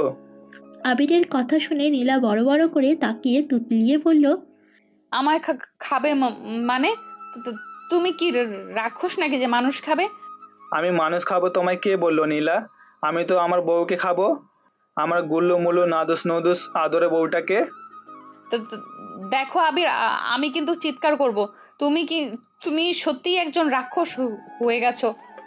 সে তুমি আমায় যাই বলো সুইটহার্ট, আমি তো তোমায় আজকে খাবোই। তোমার গুল্লু মুল্লু গাল দুটো দেখে কেমন ক্ষুধা বেড়ে যাচ্ছে, আমার মনে হয় খুব ইয়াম্মি লাগবে। আবিরের কথা শুনে এবার ভয়ে গলা শুকিয়ে গেল নীলার। তারপর আবির কেমন করে তাকিয়ে নীলার গালের দিকে এগিয়ে আসছে, এটা দেখেই নীলা একটা চিৎকার দিল। আমি রান্না করব আবির, তুমি যা বলবে আমি তাই করব, কিন্তু আমায় খেও না। চোখ বন্ধ করে কথাগুলো বলল নীলা। আবির নীলার অবস্থা দেখে মুচকি হাসল। তারপর নীলার গালে একটি চুমো এঁকে দিয়ে বলল, পাগলি চোখ খোলো আর তাড়াতাড়ি আমায় কিছু একটা বানিয়ে দাও, খাবো, ভীষণ ক্ষুধা লেগেছে। বিরিয়ানি এনেছিলাম দুজন খাবো বলে, কিন্তু একটা রাক্ষসী একাই সব খেয়ে নিয়েছে। এই নিরীহ ছেলেটা কি খাবে একবারও ভাবিনি রাক্ষসীটা। গত 1 ঘন্টা যাবৎ ময়দা মাখার চেষ্টা করছে নীলা। নীলার সারা মুখে হাতে গলায় ময়দায় ছড়াছড়ি। আবির পাশে চুপ করে বসে থেকে মুখ টিপে হাসছে। 1 কিলো ময়দার মাঝে 1 জগ পানি ঢেলে দিয়ে ময়দাটাকে সাদা পানি বানিয়ে ফেলেছে নীলা। এখন কি করবে সেটা বুঝতে না পেরে মাথায় হাত দিয়ে বসে আছে নীলা। হঠাৎ কানে কারো হাসির শব্দ যেতেই আবিরের দিকে অগ্নিদৃষ্টিতে তাকালো নীলা। নীলা তাকাতেই আবির আর নিজের হাসিটাকে আটকে রাখতে পারল না। হাসতে হাসতে উঠোনে চলে গেল আবির। ও নীলা, তোমায় কি সুইট লাগছে দেখতে, একদম তেঁতুল গাছের পেতনির মতন। তোমাকে দেখে তো আমার হাসি থামছেই না। কি? তুমি আমায় কি বললে আবির? আমি তেঁতুল গাছের পেতনি? আমি তেঁতুল গাছের পেতনি হলে তুমি গাব গাছের ব্রহ্মদৈত্য। তা তো দেখেই বোঝা যাচ্ছে। কে কি? নিজেকে একবার আয়নায় দেখে আসো, তাহলেই বুঝবে। আবিরের কথা শুনে রাগে ফোঁস করতে করতে রুমে গিয়ে আয়নায় সামনে দাঁড়ালো নীলা। নিজেকে দেখে যেন নিজেরই চিনতে পারছে না ও। একদম সাদা পেতনির মতোই লাগছে ওকে ময়দার কারণে। রাগে আগুন হয়ে শাড়ির আঁচল কোমরে গুঁজে বাইরে এলো নীলা। আবির এখনো হেসে চলেছে আগের মতো করে। নীলা এসে কোনো কথা না বলে ময়দা গুলে রাখা বাসনটা নিয়ে ডাইরেক্ট ছুঁড়ে মারলো আবিরের ওপর। আবিরের ময়দা মাখা পানি দিয়ে মাখামাখি হয়ে গেল সারা শরীর, সাথে করে আবিরের হাসিটাও থেমে গেল। কিন্তু নীলা আবিরের অবস্থা দেখে এবার হাসিতে গড়াগড়ি খেতে লাগলো। হাসি যেন থামছেই না নীলার। হাসতে হাসতে আবিরের সামনে এসে দাঁড়ালো নীলা। হাসো হাসো, এখন হাসো। আমাকে তেঁতুল গাছের পেতনি বলেছিলে না? এখন নিজেকে দেখো কেমন লাগছে। নীলার কথা শুনে আর হাসি দেখে আবির এক ঝটকায় নীলাকে নিজের বুকে নিয়ে নিল। আবিরের শরীরে ময়দা মাখা নীলার শরীরের সাথেই লেগে গেল, সাথে করে নীলার হাসিও থেমে গেল। কি হলো সুইটহার্ট, হাসি থামালে কেন? হাসো, বেশি করে হাসো। তোমাকে দিয়ে যেহেতু কোনো কাজই হবে না, তুমি একটা অকর্মার ঢেকি, তখন তোমার কাছ থেকে খাবার পাওয়া আশা করাটাই বৃথা। ক্ষুধায় ইচ্ছা তো করছে তোমাকে চিবিয়ে খেয়ে ফেলি। তুমি আমায় কি বললে আবির? আমি অকর্মার ঢেকি? আমাকে খেয়ে ফেলতে ইচ্ছে করছে তোমার? তো এতই যখন অপছন্দ করো আমায় তুমি, তাহলে আমায় এখানে জোর করে ধরে রেখেছো কেন? মুক্তি দাও আমায়। তোমাকে জাস্ট আমার অসহ্য লাগে আবির, অসহ্য। নীলার মুখে কথাগুলো শুনতেই নীলাকে ছেড়ে নীলার গালে সজোরে একটা থাপ্পড় মেরে দিল আবির। তারপর নীলার গাল শক্ত করে চেপে ধরে বলল, হ্যাঁ, ঠিক ভেবেছিস তুই নীলা। আমি তোকে পছন্দ করি, ভালোবাসি না আমি তোকে। তোকে আমি শুধু ঘৃণা করি নীলা, ঘৃণা করি আমি তোকে। কিন্তু তবুও তোকে আমি আটকে রেখেছি কেন জানিস? কারণ আমার জীবনের সুখগুলো যেভাবে কেড়ে নিয়েছিস তুই, ঠিক সেইভাবে আমি তোর জীবনটা বিশ্বে তুলবো। তুই আমার জীবনের সব কিছু কেড়ে নিয়েছিস, আমিও কেড়ে নিয়েছি তোর স্বাধীনতা। কথাগুলো বলেই নীলাকে হালকা ধাক্কা দিয়ে ছেড়ে দিয়ে হনহনিয়ে ওয়াশরুমে চলে গেল আবির। নীলা চুপ করে দাঁড়িয়ে আবিরের চলে যাওয়ার দিকে তাকিয়ে রইল। আমি তোমায় ভালোবাসি নীলা, খুব বেশি ভালোবাসি আমি তোমায়। কিন্তু একই সাথে আমি তোমাকে ঘৃণাও করি। পৃথিবীতে আমার ঘৃণা ও ভালোবাসা দুটো একসাথে পাওয়ার যোগ্য যদি কেউ থেকে থাকে, সে তুমি নীলা, তুমি, আর কেউ নয়। তুমি আমার কাছ থেকে আমার মাথার ওপর ছাদ মতন আমার বাবাকে কেড়ে নিয়েছো, আমাকে জেল খাটতে বাধ্য করেছো বিনা দোষে। পুরো কলেজের সামনে আমায় তুমি চোর বানিয়ে ছেড়েছো নীলা। তোমাকে তো আমি এত সহজে ছাড়বো না, তিলে তিলে কষ্ট দিয়ে মারবো তোমায় আমি। তবে সেই কষ্টের মাঝেও মিশে থাকবে তোমার প্রতি আমার ভালোবাসা। তোমাকে আমি ভালো ও সঠিক পথে আনবো। ওয়াশরুমে শাওয়ারের নিচে দাঁড়িয়ে কথাগুলো ভাবছিল আবির আর নীরবে চোখের জল ফেলছিল। একটু পর ওয়াশরুম থেকে বের হতেই নীলা আবিরকে এক নজর দেখার সাথে সাথে জোরে একটা চিৎকার দিয়ে নিজের মুখ চেপে অন্যদিকে ঘুরে দাঁড়ালো। আ আমি কিছু দেখিনি। এই মেয়ে এমন ষাঁড়ের মতন চিৎকার করছো কেন? আর কি দেখনি তুমি? কেমন ছেলে মানুষ তুমি আবির? একটি মেয়ের সামনে শুধু টাওয়াল পরে বাইরে আসতে লজ্জা করে না তোমার? ছি ছি, আমি কিছু দেখিনি। ও বাবা, তোমার আবার লজ্জা আছে নীলা, যে তুমি লজ্জার মুখ ঢেকে অন্যদিকে ঘুরে দাঁড়িয়ে আছো? যে মেয়ে কিনা বান্ধবীর সাথে বাজি ধরে একটি সাধারণ ছেলের সাথে প্রেমের নাটক করে তার জীবন নষ্ট করতে পারে, তারও আবার লজ্জা থাকে? সত্যি আমায় হাসালে তুমি। কথাগুলো কঠিন গলায় বলে নীলাকে পাশ কাটিয়ে চলে গেল আবির। আবিরের কথাগুলো কেন জানি নীলার গায়ে কাঁটার মতো বিঁধছে।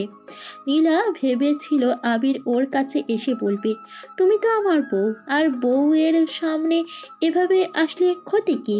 কিন্তু আবির তেমন কিছুই বলল না। হঠাৎ নীলার খেয়াল করলো ওর চোখ থেকে এক ফোঁটা পানি গড়িয়ে পড়ল নিচে। নীলা চোখের পানিটা তাড়াতাড়ি মুছে ফেলল। একটু পর আবির একটি ট্রাউজার আর একটি হাফ প্যান্ট গেঞ্জি পরে আসলো নীলার সামনে। আবিরের ওয়াশরুম থেকে বের হওয়ার আগেই নীলা শাড়ি বদলে একটা সুন্নতি জামা পরে নিয়েছে। নীলা আমার সাথে এসো। কোথায় যাব? কোথায় আবার? রান্নাঘরে যাবে।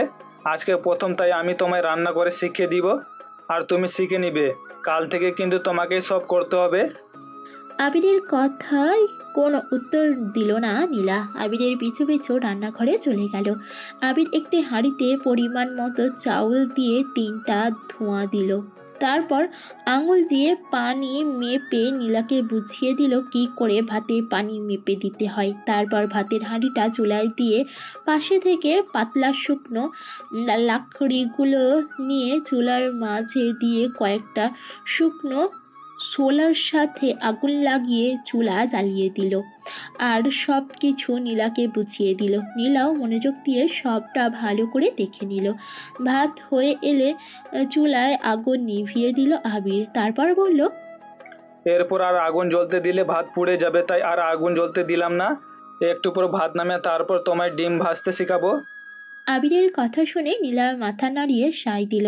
তারপর ভাত হয়ে গেলে আবির ভাতের হাঁড়িটা নামিয়ে রেখে আরেকটা হাঁড়িতে কয়েকটা আলু সিদ্ধ দিল।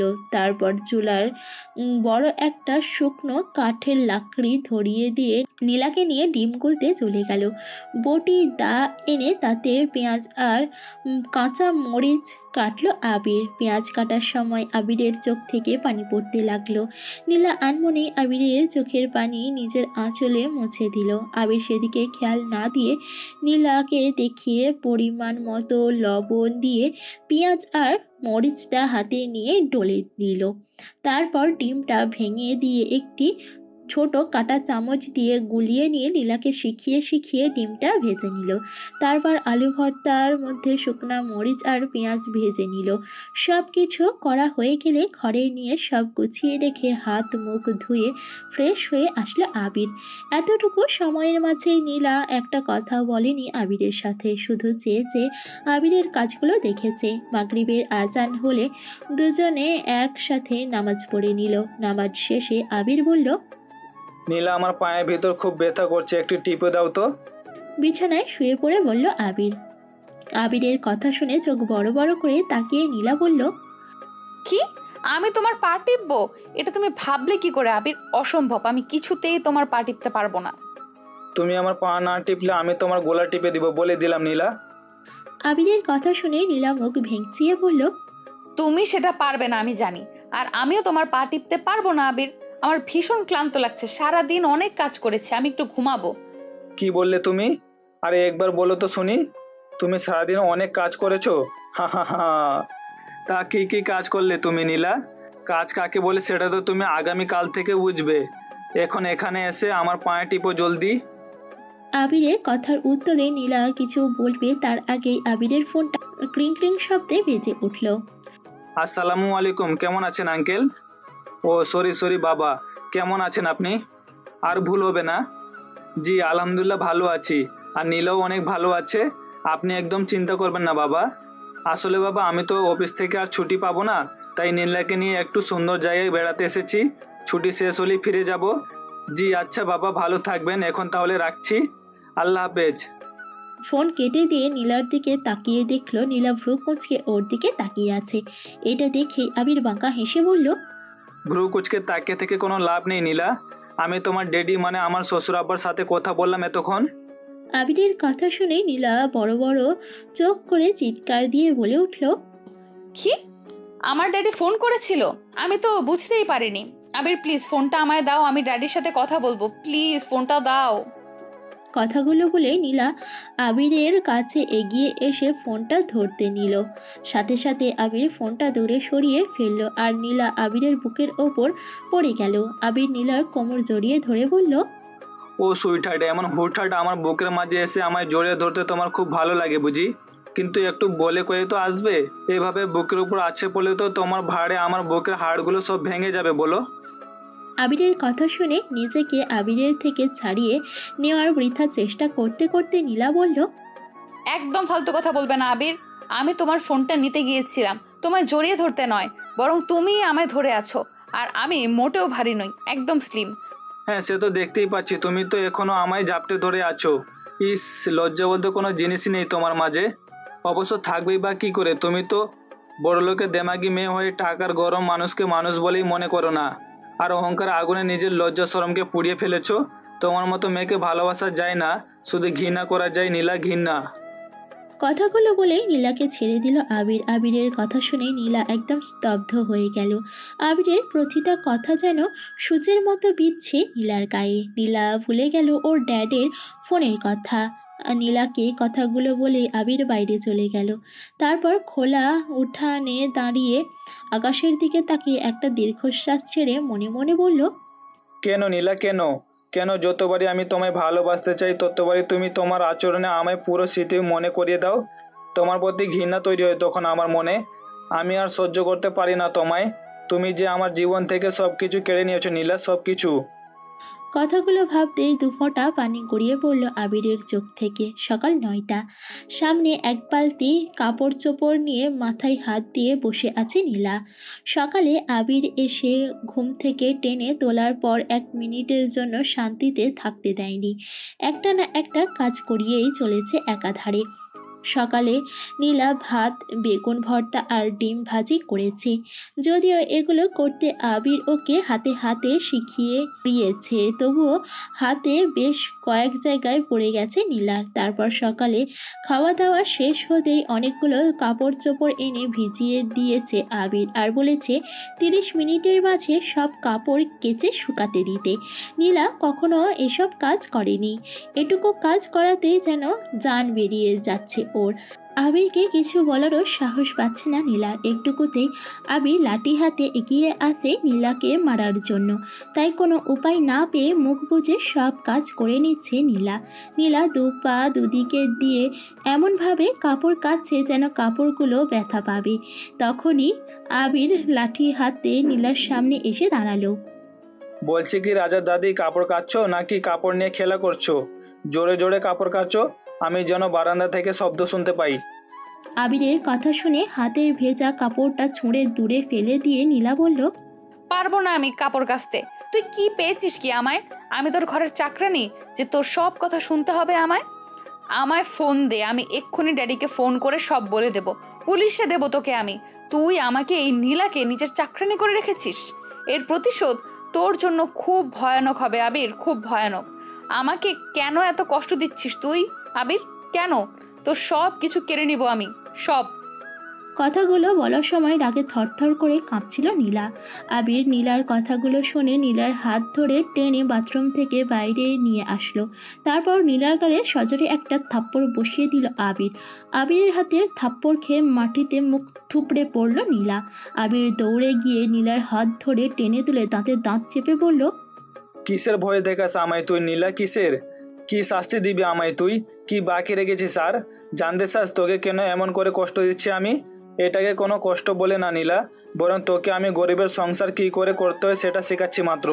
কিন্তু তুই কি জানিস তুই বিনা দোষে আমায় কত বড় একটা ক্ষতি করেছিস? আমার জীবন থেকে সব সুখ হাসি খুশি সব কেড়ে নিয়েছিস তুই নীলা। শুধু তুই যখন আমার জীবনে মিথ্যা ভালোবাসা নিয়ে এসেছিলি তখন তোকে আমি আমার জন্য আল্লাহর আশীর্বাদ ভেবেছিলাম, কিন্তু আমি ভুল ছিলাম, চরম আকারে ভুল ছিলাম আমি। কারণ তুই আমার জীবনে আশীর্বাদ নয়, তুই আমার জীবনে অভিশাপ হয়ে এসেছিলি নীলা, অভিশাপ। কথাগুলো এক নিঃশ্বাসে বলে নীলাকে ধাক্কা দিয়ে সরিয়ে দিল আবির। তারপর কয়েক ফোঁটা চোখের পানি ফেললো অঝরে। নীলা হাঁ করে তাকিয়ে আছে আবিরের দিকে। কেন জানি না নীলা কিছু বলতে চেয়েও পারছে না বলতে। আবির আবারও নীলার কাছে এগিয়ে গিয়ে নীলার হাত ধরে টানতে টানতে ঘরে নিয়ে গেল। তারপর শেষের রুমে নিয়ে গিয়ে লাইট জ্বালিয়ে রুমের ভিতর ঝুলিয়ে রাখা একটা ছবির দিকে দেখিয়ে বলল, এই দেখ নীলা, ভালো করে দেখে নে এই লোকটাকে। জানিস এই লোকটা কে? ইনি আমার বাবা নীলা, ইনি আমার বাবা। এই লোকটা হলো সেই যাকে ঘিরে ছিল আমার পুরো পৃথিবী।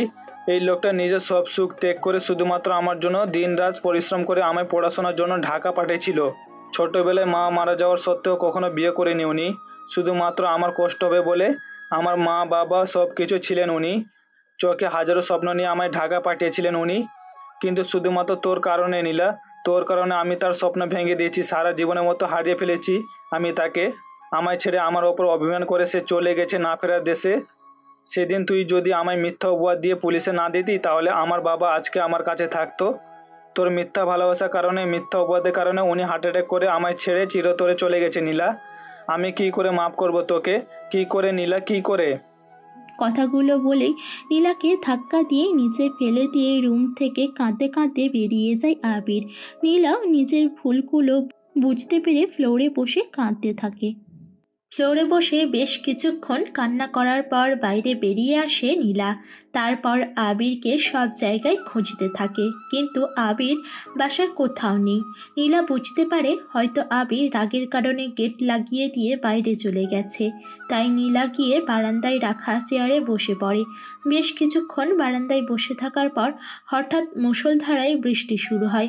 নীলা বৃষ্টি দেখে নিজেকে সামলে রাখতে পারে না। উঠোনে নেমে ইচ্ছে মতো বৃষ্টিতে ভেজে নীলা। এভাবে কেটে যায় প্রায় 2 ঘন্টা। এর মাঝে আবির চলে আসে বাড়িতে। গেট খুলে বাসার মধ্যে ঢুকতেই দেখতে পায় নিচে ভেজা শরীরে পড়ে আছে নীলা। নীলাকে নিচে পড়ে থাকতে দেখে ভয় পেয়ে যায় আবির। দৌড়ে নীলার কাছে গিয়ে নীলাকে ডাকতে শুরু করে। নীলা, এই নীলা, কি হয়েছে তোমার? তুমি এভাবে মাটিতে পড়ে আছো কেন? আবিরের কথায় কোনো উত্তর দেয় না নীলা, বরং সেভাবেই পড়ে থাকে নিচে। আবির আর দেরি না করে নীলাকে কোলে তুলে নেয়। তারপর দ্রুত ওয়াশরুমে নিয়ে যায়। নীলাকে কোলে নিয়ে আবির বুঝতে পারে নীলার প্রচুর ঠান্ডা লাগছে। নীলা থরথর করে কাঁপছে ঠান্ডায়। এখন যে করেই হোক নীলার কাপড় পাল্টে দিতে হবে। কোনো উপায় না পেয়ে আবির বাধ্য হয়ে নিজেই নীলার কাপড় চেঞ্জ করে দেয়। তারপর নীলাকে নিয়ে শুইয়ে দেয় বিছানায়। নীলাকে বিছানায় শুইয়ে দিয়ে আবির চলে যায় ডেকে আনতে, কারণ এখন ডাক্তার না দেখালে নীলার অবস্থা আরও খারাপ হতে পারে। নীলা এমনিতেই ঠান্ডায় থরথর করে কাঁপছে। এদিকে প্রায় দুপুর গড়িয়ে বিকেল হয়ে গেছে। কিছুক্ষণের মাঝেই ডাক্তার সুমনকে নিয়ে ফিরে আসে আবির। তারপর নীলাকে ডাক্তার সুমন দেখতে শুরু করে। বেশ কিছুক্ষণ চেক আপ করার পর ডাক্তার সুমন জানায় নীলার অবস্থা খুব খারাপ, ওর ঠান্ডার অ্যালার্জি আছে। এভাবে বৃষ্টিতে ভেজা উচিত হয়নি নীলার। ডাক্তার সুমনের কথা শুনে ভয় পেয়ে যায় আবির। আবির উত্তেজিত কণ্ঠে সুমনকে বলে, সুমন, যে করেই হোক তুমি আমার নীলাকে সুস্থ করে দাও। ওর যেন কোনো কিছু না হয়। ওর কিছু হলে আমি বাঁচতে পারবো না সুমন। তুমি ওকে সুস্থ করে দাও, যত টাকা লাগবে যা করতে হয় করো, কিন্তু আমার নীলাকে তুমি সুস্থ করে দাও। আবিরকে এমন উত্তেজিত হতে দেখে ডাক্তার সুমন বলে, তুমি এত উত্তেজিত হয়ে না আবির। আমি ওকে সুস্থ হয়ে ওঠার জন্য ইঞ্জেকশন দিয়েছি, কিন্তু ওর এখন তোমাকে দরকার। ডাক্তার সুমনের কথা শুনে অবাক হয়ে আবির বলল, আমাকে দরকার মানে? তুমি কি বলতে চাইছো সুমন? আমি তো তোমার কথা কিছুই বুঝতে পারছি না। এখন আমি ওকে কি করে ভালো করতে পারি? তুমি ডাক্তার, তুমি তো ওকে ভালো করতে পারো, আমি তো ডাক্তার নই সুমন। আবিরের কথা শুনে সুমন মুচকি হেসে বলল, তুমি যেটা করতে পারবে সেটাই এখন ওর সবচাইতে বেশি দরকার আবির। তুমি ওর স্বামী, এখন ওর স্বামীকে দরকার। তোমার শরীরে উষ্ণতা দরকার তোমার স্ত্রীর, কারণ ওর শরীর এখন প্রচণ্ড ঠান্ডা। তোমার শরীরের উষ্ণতা এখন ওর জন্য প্রয়োজন। তুমি হয়তো বুঝতে পেরেছো আবির, আমি কি বলতে চাইছি। ডাক্তার সুমনের কথার উত্তরে আবির কী বলবে কিছুই বুঝতে পারছে না। আবির মনে মনে চিন্তা করছে এখন কি করবে ও, কিভাবে নীলার সাথে নীলার অনুমতি ছাড়া এই রকমটা করবে আবির। কিন্তু নীলাকে ভালো করতে হলে আর কোনো উপায়ও নেই। ডাক্তার সুমন নিজের জিনিসপত্র গুছিয়ে নিয়ে চলে গেল। আবির চিন্তায় পড়ে গেল এখন ও কি করবে। নীলার পাশে বসে আছে আবির, মাথায় তার হাজারো চিন্তা। কি করবে কিছুই বুঝতে পারছে না আবির। এদিকে নীলার ঠান্ডায় থরথর করে কেঁপে চলেছে কখন থেকে। শেষে কোনো উপায় না পেয়ে আবির বাধ্য হয়ে নীলার পাশে গিয়ে নীলাকে জড়িয়ে ধরে শুয়ে পড়ল। নীলাও আবিরকে কাছে টেনে নিল আর জ্বরের ঘোরে আবোল তাবোল বকতে বকতে আবিরকে চুমু খেতে লাগলো আর ফিজিক্যাল সম্পর্কে জড়িয়ে পড়ল। আবির এটাও বুঝতে পারে যে নীলা এখন যা করছে জ্বরের ঘোরে করছে, সুস্থ হলে কিছুই মনে থাকবে না নীলার। আবির যা করছে নীলাকে সুস্থ করার জন্য করছে। রাত 10টা। এখন নীলার জ্বর অনেকটাই কমে গেছে, গায়ের জ্বর নাই বললেই চলে। ধীরে ধীরে নীলার হুঁশ ফিরল। নীলা নিজের দিকে তাকিয়ে দেখে অবাক হয়ে গেল, তার শরীরে কাপড় ঠিক নেই, পাশে শুয়ে আছে আবির। আবিরকে দেখা মাত্র নীলার মাথায় যেন রক্ত চড়ে গেল। আবিরকে এক ধাক্কা দিয়ে নিচে ফেলে দিয়ে চাদর দিয়ে নিজেকে জড়িয়ে নিল নীলা। তারপর রাগী গলায় আবিরের দিকে তাকিয়ে বলল, ছি আবির ছি, শেষ পর্যন্ত তুমি নিজের পুরুষত্বের রূপটা দেখিয়ে দিলে। এইভাবে আমার সাথে এমন আচরণ করতে পারলে তুমি আবির? আমি কখনো ভাবতেও পারিনি তুমি এতটা নিচু মনের। তুমি কিভাবে পারলে আবির আমার অজান্তে আমার সবকিছু কেড়ে নিতে? আমাকে শেষ করে দিলে তুমি। আমি তোমাকে কোনোদিনও ক্ষমা করব না আবির, কোনোদিনও না। তুমি খুব খারাপ একটা ছেলে, খুবই খারাপ তুমি আবির। আমার অসুস্থতার সুযোগ তুমি এইভাবে কাজে লাগাবে কখনো ভাবিনি আমি। তুমি আমাকে বলেছিলে না আমি তোমার জীবন নষ্ট করেছি? আজ আমি বলছি তুমি আমার জীবন নষ্ট করেছো আবির। তুমি বেরিয়ে যাও আমার সামনে থেকে, আমি তোমার মুখটাও দেখতে চাই না। এক নিঃশ্বাসে কথাগুলো বলে থামলো নীলা। কথাগুলো বলার সময় নীলার চোখ থেকে অঝরে পানি গড়িয়ে পড়তে লাগলো। আবির নিচ থেকে উঠে দাঁড়িয়ে নীলার কাছে এসে বলল, প্লিজ আমার কথাটা শোনো নীলা, তুমি আমাকে ভুল বুঝছো, আমি যেটা করেছি তোমার ভালোর জন্য করেছি। প্লিজ নীলা, একবার আমার কথাটা শোনো। শান্ত হও, তুমি এভাবে রাগারাগি করো না, তোমার শরীর অনেক খারাপ। শরীর খারাপ বলেই তো এই সুযোগটা তুমি কাজে লাগিয়েছো আবির। আমি তোমার কোনো কথা শুনতে চাই না, আমি তোমাকে ঘৃণা করি। তুমি চলে যাও আমার চোখের সামনে থেকে। I just hate you Abir, I hate you Abir. Abir বুঝতে পারল এখন নীলাকে কোনো কথা বলে লাভ হবে না, কারণ নীলা এখন প্রচণ্ড পরিমাণে রেগে আছে। তার ওপর শরীর খুব খারাপ, যে কারণে আর কোনো কিছু না বলে সেখান থেকে চুপচাপ ওয়াশরুমে চলে গেল আবির। আর নীলা সেখানে খাটের ওপর বসে কান্না করতে লাগলো অঝোর ধারায়। পরের দিন সকালে নীলা চুপচাপ বসে আছে জানালার ধারে। আবির নিজে হাতে রান্না করে নিয়ে এসে নীলাকে ডেকে বলল, নীলা, আমার সাথে এসো, কিছু খাবে? কালকে থেকে কিছু খাওনি, তোমার শরীর অনেক অসুস্থ, দয়া করে খাবারটা খেয়ে নাও। না খেয়ে থাকলে তুমি আরও বেশি অসুস্থ হয়ে পড়বে। আমি সুস্থ থাকি বা অসুস্থ থাকি, আমি মরে গেলেও বা তোমার কি? চলে যাও তুমি আমার চোখের সামনে থেকে। আমার তোমাকে জাস্ট অসহ্য লাগছে আবির, আমায় প্লিজ মুক্তি দাও। তোমাকে আর ভালো লাগছে না আমার। তুমি আমার জীবনটা শেষ করে দিয়েছো, আমার সব কিছু শেষ করে দিয়েছো তুমি। কাল তুমি আমার অনুমতি ছাড়া আমার সাথে কি করে এমনটা করতে পারলে তুমি আবির? নীলার কথা শুনে এবার রাগ উঠে গেল আবিরের। আবির নীলার চুলের মুঠি ধরে বলল, এই মেয়ে, আমি কি করেছি? কেন এত রাগ করছিস তুই আমার সাথে? আমি যেটা করেছি তোর ভালোর জন্য করেছি, সেটা তোর না জানলেও চলবে। এখন ভালো মানুষের মতো আমার সাথে এসে খাবারটা খেয়ে নে, নইলে আমার খারাপ রূপটা দেখতে হবে তোকে। ভালোভাবে কথা বলছি তো, গায়ে লাগছে না তাই না? আর আমি কাল যেটা করছি সেটা তোর সাথে অনেক আগেই করা দরকার ছিল আমার। তোর মতো মেয়েকে ছাড় দিয়ে ভুল করেছি আমি তোর স্বামী, মনে রাখবি। আমি কোনো ভিন্ন পুরুষ নয় যে তুই আমাকে গালাগালি দিবি। ভালো চাস তো ভালোভাবে আমার সাথে আয়, খাবারটা খেয়ে নে। আবিরের রাগ দেখে এবার ভয় পেয়ে গেল নীলা।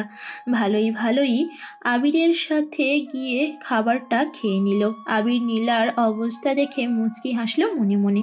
তারপর নীলার খাওয়া হলে বাসনকোসন পরিষ্কার করে ফেলল আবির। পেরিয়ে গেছে 2-3 মাস। এই 2 মাসে নীলা অনেকটাই বদলে গেছে। এখন আবিরের সব কথা মেনে চলে। আবিরের কোনো কিছুই বলতে হয় না নীলাকে। 5 ওয়াক্ত নামাজ পড়ে, বাসার সব কাজকর্ম নিজে থেকেই করে। কিন্তু নীলার মন বোঝা বড্ড কঠিন। আবির এখনও জানে না নীলা আদৌ ভালো হয়েছে নাকি শুধু আবিরের ভয়ে এসব করছে। 2 মাস আগে সেদিনের পর আর কোনো ফিজিক্যাল সম্পর্ক গড়ে ওঠেনি ওদের মাঝে। ওরা সব সময় আলাদা বিছানায় আলাদাভাবেই থাকে। আবির ইচ্ছা করে আর কখনোই নীলার কাছে যায়নি। নীলাও আবিরকে কখনো কাছে ডাকেনি। থেকেও যেন আলাদা দুটি মানুষ ওরা। নীলা চুলার পাশে বসে থেকে সকালে নাস্তা বানাচ্ছে, আর আবির বারান্দায় বসে বসে খবরের কাগজ পড়ছে। আবিরের হঠাৎ কী যেন হলো। আবির নীলার দিকে তাকিয়ে মুচকি হেসে বলল, নীলা, তুমি কি তোমার বাবার বাসায় যেতে চাও? যদি চাও তো বলো, আজকে বিকালে তোমায় নিয়ে শ্বশুরবাড়িতে ঘুরতে যাব। সেই যে বিয়ের পর চলে আসলাম আর তোমাকে নিয়ে শ্বশুরবাড়ি যাওয়া হলো না। না জানি আমার শ্বশুরমশাই কত রেগে আছেন তার জামাই ওপর। আবিরের কথা শুনে খুশিতে লাফিয়ে উঠল নীলা। তারপর দৌড়ে চুলার পাশ থেকে আবিরের সামনে এসে বলল, তুমি সত্যি বলছো আবির? সত্যি আমাকে নিয়ে যাবে বাবার কাছে? ইস, কতদিন হলো বাবার বাসায় যাইনি। প্লিজ দুষ্টুমি করো না, আমাকে নিয়ে চলো প্লিজ। আমি বাবার কাছে যেতে চাই, আমাকে নিয়ে চলো। আমার এখানে দম বন্ধ হয়ে আসছে আবির। সে কবে থেকে একটানা এখানে পড়ে আছি, আর ভালো লাগে না আমার। আমাকে নিয়ে চলো, আমি দম বন্ধ হয়ে কখন মারা যাব হয়তো আর এখানে থাকলে। নীলার কথা শুনে মুচকি হেসে আবির বলল, আচ্ছা ঠিক আছে, তুমি বিকালবেলায় রেডি হয়ে থাকো, আমি তোমাকে নিয়ে যাব নীলা। আবিরের কথা শুনে নাচতে নাচতে চলে গেল নীলা। ওর যেন খুশিতে সইছে না কোনো কিছু। নীলা চলে গেলে আবির মনে মনে বলল, আমি চাই না তোমাকে আর আটকে রাখতে। আমি দেখতে চাই তুমি কি আদৌ ভালো হয়েছো, নাকি এগুলো সবই তোমার নাটক আমার ভয়ে। আমি তোমাকে তোমার বাবার বাড়িতে নিয়ে গিয়ে পরীক্ষা করতে চাই। তুমি যদি ভালো হয়ে থাকো তাহলে তো ভালো, আর যদি ভালো না হয়ে থাকো তাহলে আমি তোমার জীবন থেকে সারা জীবনের জন্য হারিয়ে যাব নীলা। আর কোনোদিনও তোমার সামনে আসবো না আমি। তুমি তোমার মতো করে বাঁচবে, আমি আমার মতো। তবে মনে রেখো, সারা জীবন আমি শুধু তোমারই থাকবো নীলা। আমি তোমাকে প্রচণ্ড ভালোবাসি, খুব ভালোবাসি তোমায় আমি নীলা। তা হয়তো আর বলা হবে না কখনো। কথাগুলো ভেবেই একটা দীর্ঘশ্বাস ছাড়ল আবির। বিকেলে রেডিও হয়ে নীলাকে নিয়ে বেরিয়ে পড়ল আবির। উদ্দেশ্য নীলাদের বাড়ি। বাসা থেকে বেরোতেই যেন নিজেকে ডানা মেলা মুক্ত পাখি ভাবতে লাগলো নীলা। কোনো দিকে কোনো খেয়াল নেই নীলার। নীলা এখন একটাই চিন্তায় আছে, কখন নিজের বাসায় গিয়ে পৌঁছাবে ও। এদিকে আবির মন খারাপ করে বসে আছে গাড়ির মধ্যে। আবিরের মনটা আজ ভীষণ খারাপ। ওর মনে হচ্ছে যেন নিজের কলিজা ছিঁড়ে যাচ্ছে কষ্টে। ও সব সময় একটা টেনশনে পড়ে যাচ্ছে। নীলা কি আদৌ ওর কাছে আবার ফিরে আসবে, নাকি এভাবেই সারা জীবনের মতো বিচ্ছেদ ঘটবে আজকে ওদের মাঝে। আবির এ কদিনে যেন আরও বেশি ভালোবেসে ফেলেছে নীলাকে। বেশ কিছুক্ষণ পর নীলার বাসার সামনে এসে ওদের সিএনজি থামলো। থামার সাথে সাথে নীলা সিএনজি থেকে নেমে দৌড়ে বাসার মধ্যে ঢুকে গেল। আবির যে ওর সাথে আছে সেদিকে যেন ওর কোনো খেয়াল নেই। নীলা চলে গেলে আবির সিএনজি ভাড়া মিটিয়ে ধীরে ধীরে পা বাড়ালো নীলার বাড়ির দিকে। আবির নীলার বাসার গেট দিয়ে ভিতরে ঢুকতেই বাধা হয়ে দাঁড়ালো নীলা। তারপর বলতে লাগলো, কোথায় যাচ্ছিস তুই আবির? আমার বাসায় প্রবেশ করার সাহস কি করে হয় তোর? নীলার কথা শুনে অবাক চোখে নীলার দিকে তাকালো আবির। নীলা সেদিকে গুরুত্ব না দিয়ে আবার বলতে শুরু করলো, কি ভেবেছিলি তুই এত সহজেই আমি তোকে মেনে নেব? কখনোই না আবির। এই 3টা মাস ধরে আমাকে যে পরিমাণ কষ্ট দিয়েছিস, ঠিক একই পরিমাণ কষ্ট দিয়ে তিলে তিলে শেষ করব আমি তোকে। আমার জীবনে নিজের হাত নিজে পানি ঢেলে ধুয়ে কখনো ভাত খাইনি, আর সেই আমাকে দিয়ে তুই রান্না করিয়েছিস, কাপড় কাচিয়েছিস, বাসার সব কাজ করিয়েছিস তুই আমায় দিয়ে। এই সব কিছুর হিসাব নেব আমি তোর থেকে আবির। তুই রেডি থাক, তোর জীবন আমি শেষ করতে নেমে পড়বো এখন। তোর সাহস কি করে হয় আমার সাথে এমন ব্যবহার করার? এতদিন তোর হাতের মার খাওয়ার ভয় আমি কিছু বলিনি, কিন্তু এখন আমি মুক্ত। আমাকে আর কিচ্ছু বলার মতো আর কোনো উপায় নেই তোর। তাই ভালো চাস তো এখান থেকে চলে যা। আর যদি চলে না যাস তাহলে তুই ভাবতেও পারবি না তোর কত বড় ক্ষতি করে দিব আমি তোকে খুন করে ফেলবো আবির। নীলার কথা শুনে যেন একটু অবাক হলো না আবির। নীলার দিকে একদৃষ্টিতে কিছুক্ষণ তাকিয়ে থেকে নীলার কাছে এগিয়ে গিয়ে নীলার দুগালে হাত রেখে কপালে একটা চুমু এঁকে দিয়ে আস্তে করে বলল, ভালো থেকো নীলা। কথাটা বলেই আবির উল্টো পথে হাঁটা দিল। তারপর সোজা গেট দিয়ে বেরিয়ে কোনো দিকে যেন চলে গেল আবির। নীলা সেখানেই দাঁড়িয়ে রইল থ মেরে, যেন কোনো কিছু ঢুকছে এখন নীলার মাথায়। তবে মনে মনে খুশিও হলো আবির ওকে মুক্তি দিয়ে চলে গেছে ভেবে। তারপর আর এক মুহূর্ত দেরি না করে নীলা বাসার মধ্যে ঢুকে গেল। বাসার ভিতরে ঢুকতেই নীলা দেখতে পেল ওর ড্যাডি কি যেন দেখছে খুব মনোযোগ দিয়ে সোফায় বসে। নীলার ড্যাডি বলে চিৎকার দিয়ে দৌড়ে গিয়ে ওর ড্যাডিকে জড়িয়ে ধরলো। তারপর চিৎকার করে কান্না করে বলল, কেমন আছো তুমি ড্যাডি? আমার কথা কি ভুলে গেছো তুমি? একবারও আমার কথা মনে পড়েনি তোমার? নীলার কথা শুনে নীলাকে নিজের থেকে ছাড়িয়ে নিয়ে দরজার দিকে তাকিয়ে নীলার ড্যাডি বলল, কি ব্যাপার নীলা, তুমি একা এসেছো? আবির কোথায়? ওকে দেখছি না যে। ড্যাডির কথা শুনে অবাক হলো নীলা। তারপর ড্যাডির দিকে অবাক চোখে তাকিয়ে নীলা বলল, ড্যাডি আমি তোমার সামনে দাঁড়িয়ে আছি অথচ তুমি আমাকে ছেড়ে ওই আবিরের কথা বলছো। আমি যে কাঁদছি ওদিকে তোমার কোনো খেয়াল নেই। তুমি এতটাই পর করে দিয়েছো আমায় ড্যাডি। বিয়ে হয়েছে বলে কি আমি তোমার আর কিছুই হই না? পর হয়ে গেছি আমি। আমি কি তোমায় সেটা বলেছি নীলা? আমি বলছি আবির কোথায়? তোমাদের দুজনের তো একসাথে আসার কথা ছিল, তাহলে তুমি একা এলে যে? আবির এলো না কেন? আবিরকে দেখতে পাচ্ছি না, ও কোথায় নীলা? আবির আবির আবির কি বলছো তুমি ড্যাডি? আমি আসার পর থেকে তুমি আমাকে ফেলে তখন থেকেই আবির আবির করে যাচ্ছ। আমি কি তোমার এতটাই পর হয়ে গেছি যে তুমি আমাকে এতটা দূরে ঠেলে দিচ্ছ ড্যাডি? তুমি জানো ওই আবির নামের শয়তান ছেলেটা আমার সাথে কি কি করেছে? ও তোমার সাথে মিথ্যে বলে আমাকে বিয়ে করেছে। ও একটা ফকিরের ঘরের ছেলে। ওর বাবা একজন রিক্সা চালক ছিল। ও কোনো বড়লোক নয়, অথচ তোমার কাছে বড়লোক সেজে আমায় বিয়ে করেছে ও। আর আবির একটা ঠকবাজ শয়তান ছেলে ড্যাডি। ও আমায় ঠকিয়ে বিয়ে করেছে, তারপর আমাকে গ্রামের বাড়িতে নিয়ে গিয়ে চাকরের মতো খাটিয়েছে এই 3টা মাস। জানো ড্যাডি, আমাকে দিয়ে বাড়ির সব কাজ করিয়েছে ওই আবির। ওকে আমি জেলের ভাত খাওয়াবো, খুন করে ফেলবো ওকে আমি। কথাগুলো বলার সাথে সাথে নীলার গালে ঠাস করে একটা থাপ্পড় মেরে দিল ওর ড্যাডি। থাপ্পড় খেয়ে নিচে ফ্লোরে পড়ে গেল নীলা। তারপর গালে হাত দিয়ে ওর ড্যাডির দিকে অবাক চোখে তাকিয়ে বলল, তুমি আমাকে মারলে ড্যাডি? হ্যাঁ, আমি তোমায় মারলাম নীলা, কারণ এই মারটা আমার অনেক আগেই তোমাকে মারা উচিত ছিল, কিন্তু আমি যেটা করতে পারিনি সেটা তোমায় আবির করে দেখিয়েছি। তুমি যে কতটা নিচে নেমে গেছো তুমি সেটা নিজেও জানো না নীলা। তোমাকে ঠিক করার জন্য আবিরই যথেষ্ট। তুমি এসব কি বলছো ড্যাডি? তুমি কিভাবে আবিরের হয়ে কথা বলছো এত কিছু জানার পরও? যে তোমার মেয়েকে অনেক জ্বালিয়েছে, কষ্ট দিয়েছে, তারপরেও তুমি সেই আবিরের জন্য এইভাবে আমাকে মারলে কেন ড্যাডি? কেন? আমার চাইতে ওই আবিরই কি তোমার কাছে বেশি বড় হয়ে গেল? আমি কি তোমার কিছুই নয় ড্যাডি? নীলার কথা শুনে ওর ড্যাডি অন্যদিকে ঘুরে দাঁড়িয়ে বলল, হ্যাঁ, তুমি ঠিক ধরেছো নীলা, তোমার চাইতেও এই আবির আমার কাছে অনেক বড়। কেন জানো? ওই আবির আজকে এত গরিব হওয়ার জন্য শুধুমাত্র আমিই দায়ী, আর ওর বাবার মৃত্যুর জন্য তুমি দায়ী নীলা। ঠিক তেমনই আবিরের এত কষ্টের কারণ তুমি আমরা দুজনই।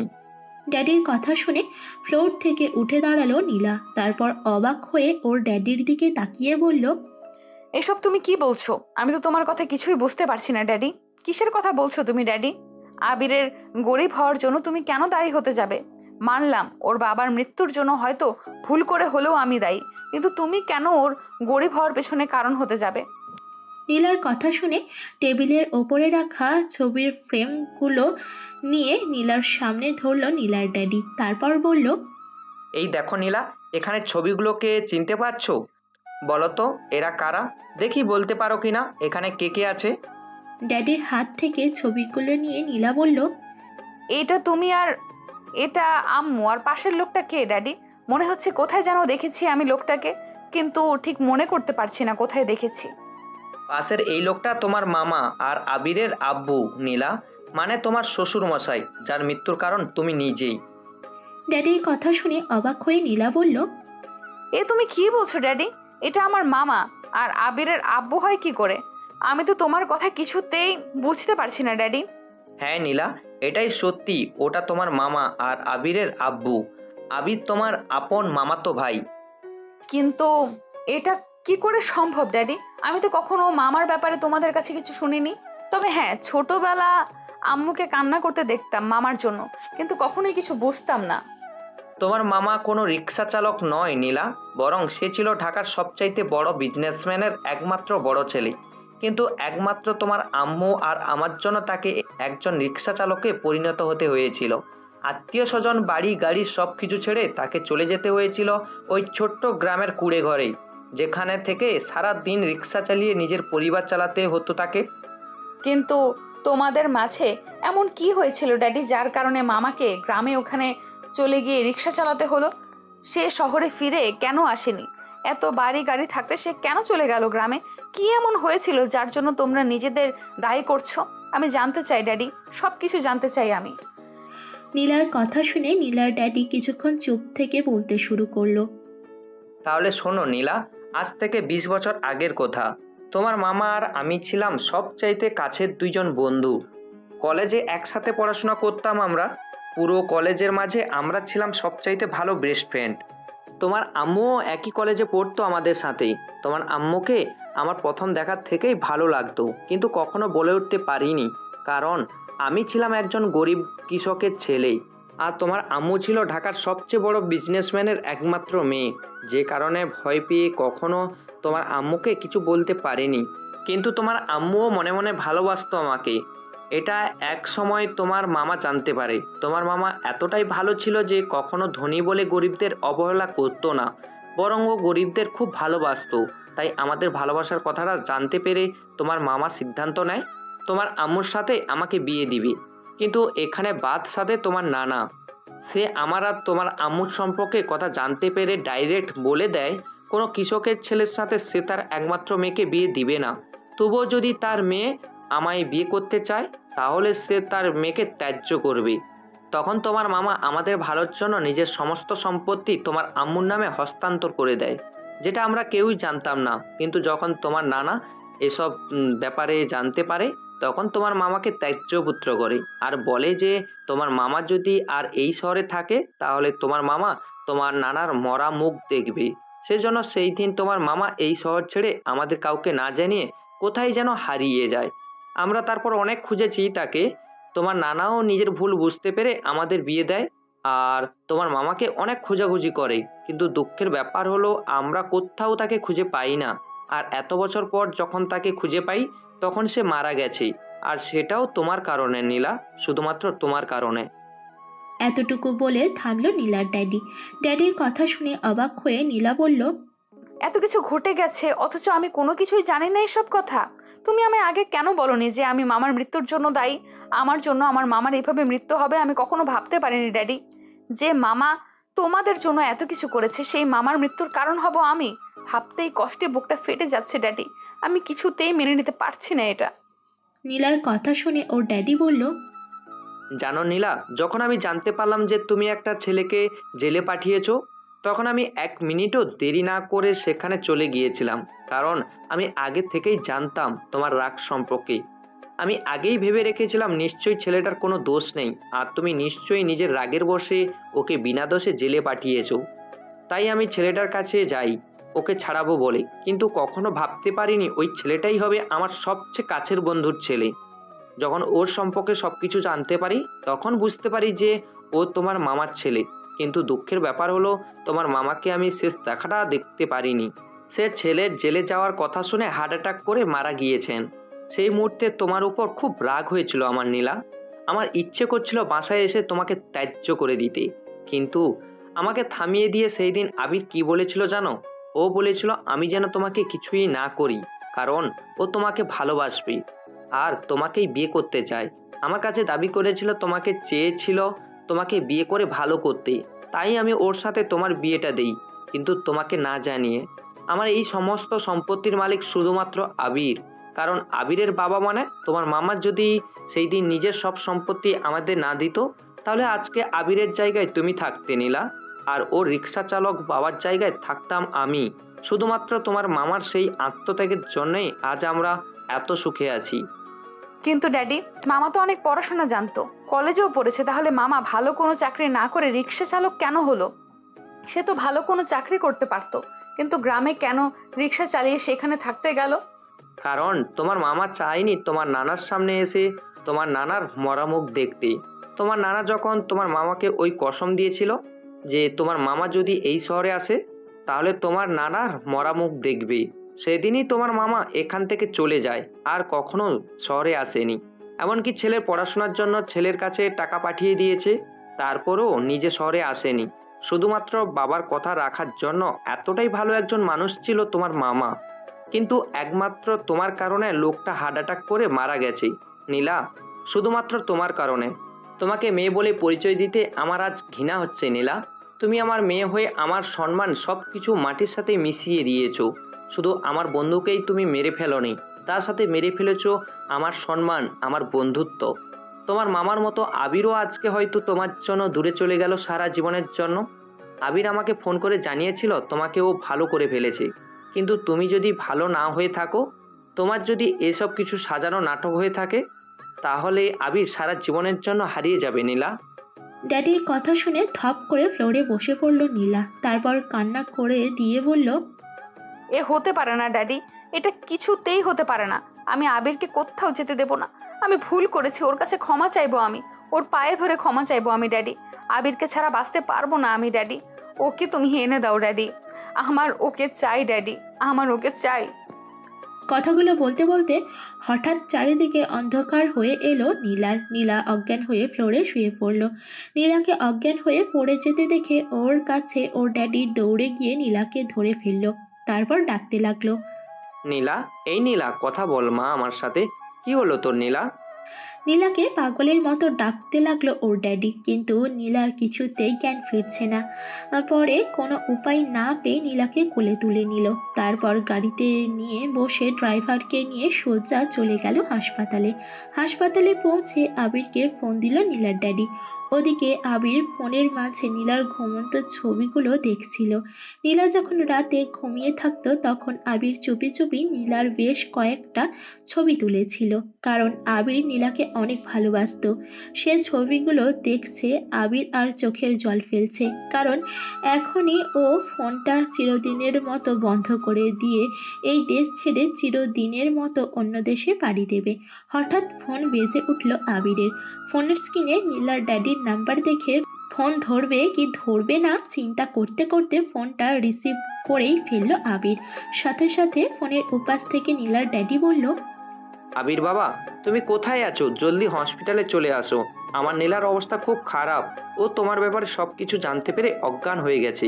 আমি ওকে হাসপাতালে নিয়ে এসেছি, ডাক্তার দেখছে। তুমি তাড়াতাড়ি চলে আসো, নীলা তোমার জন্য পাগলামি করছে। নীলার ড্যাডির কথা শুনে এক মুহূর্ত দেরি না করে আবির ছুটল হাসপাতালের উদ্দেশ্যে। খুব দ্রুত হাসপাতালে পৌঁছে গেল আবির, তারপর দৌড়ে চলে গেল নীলার কেবিনের সামনে।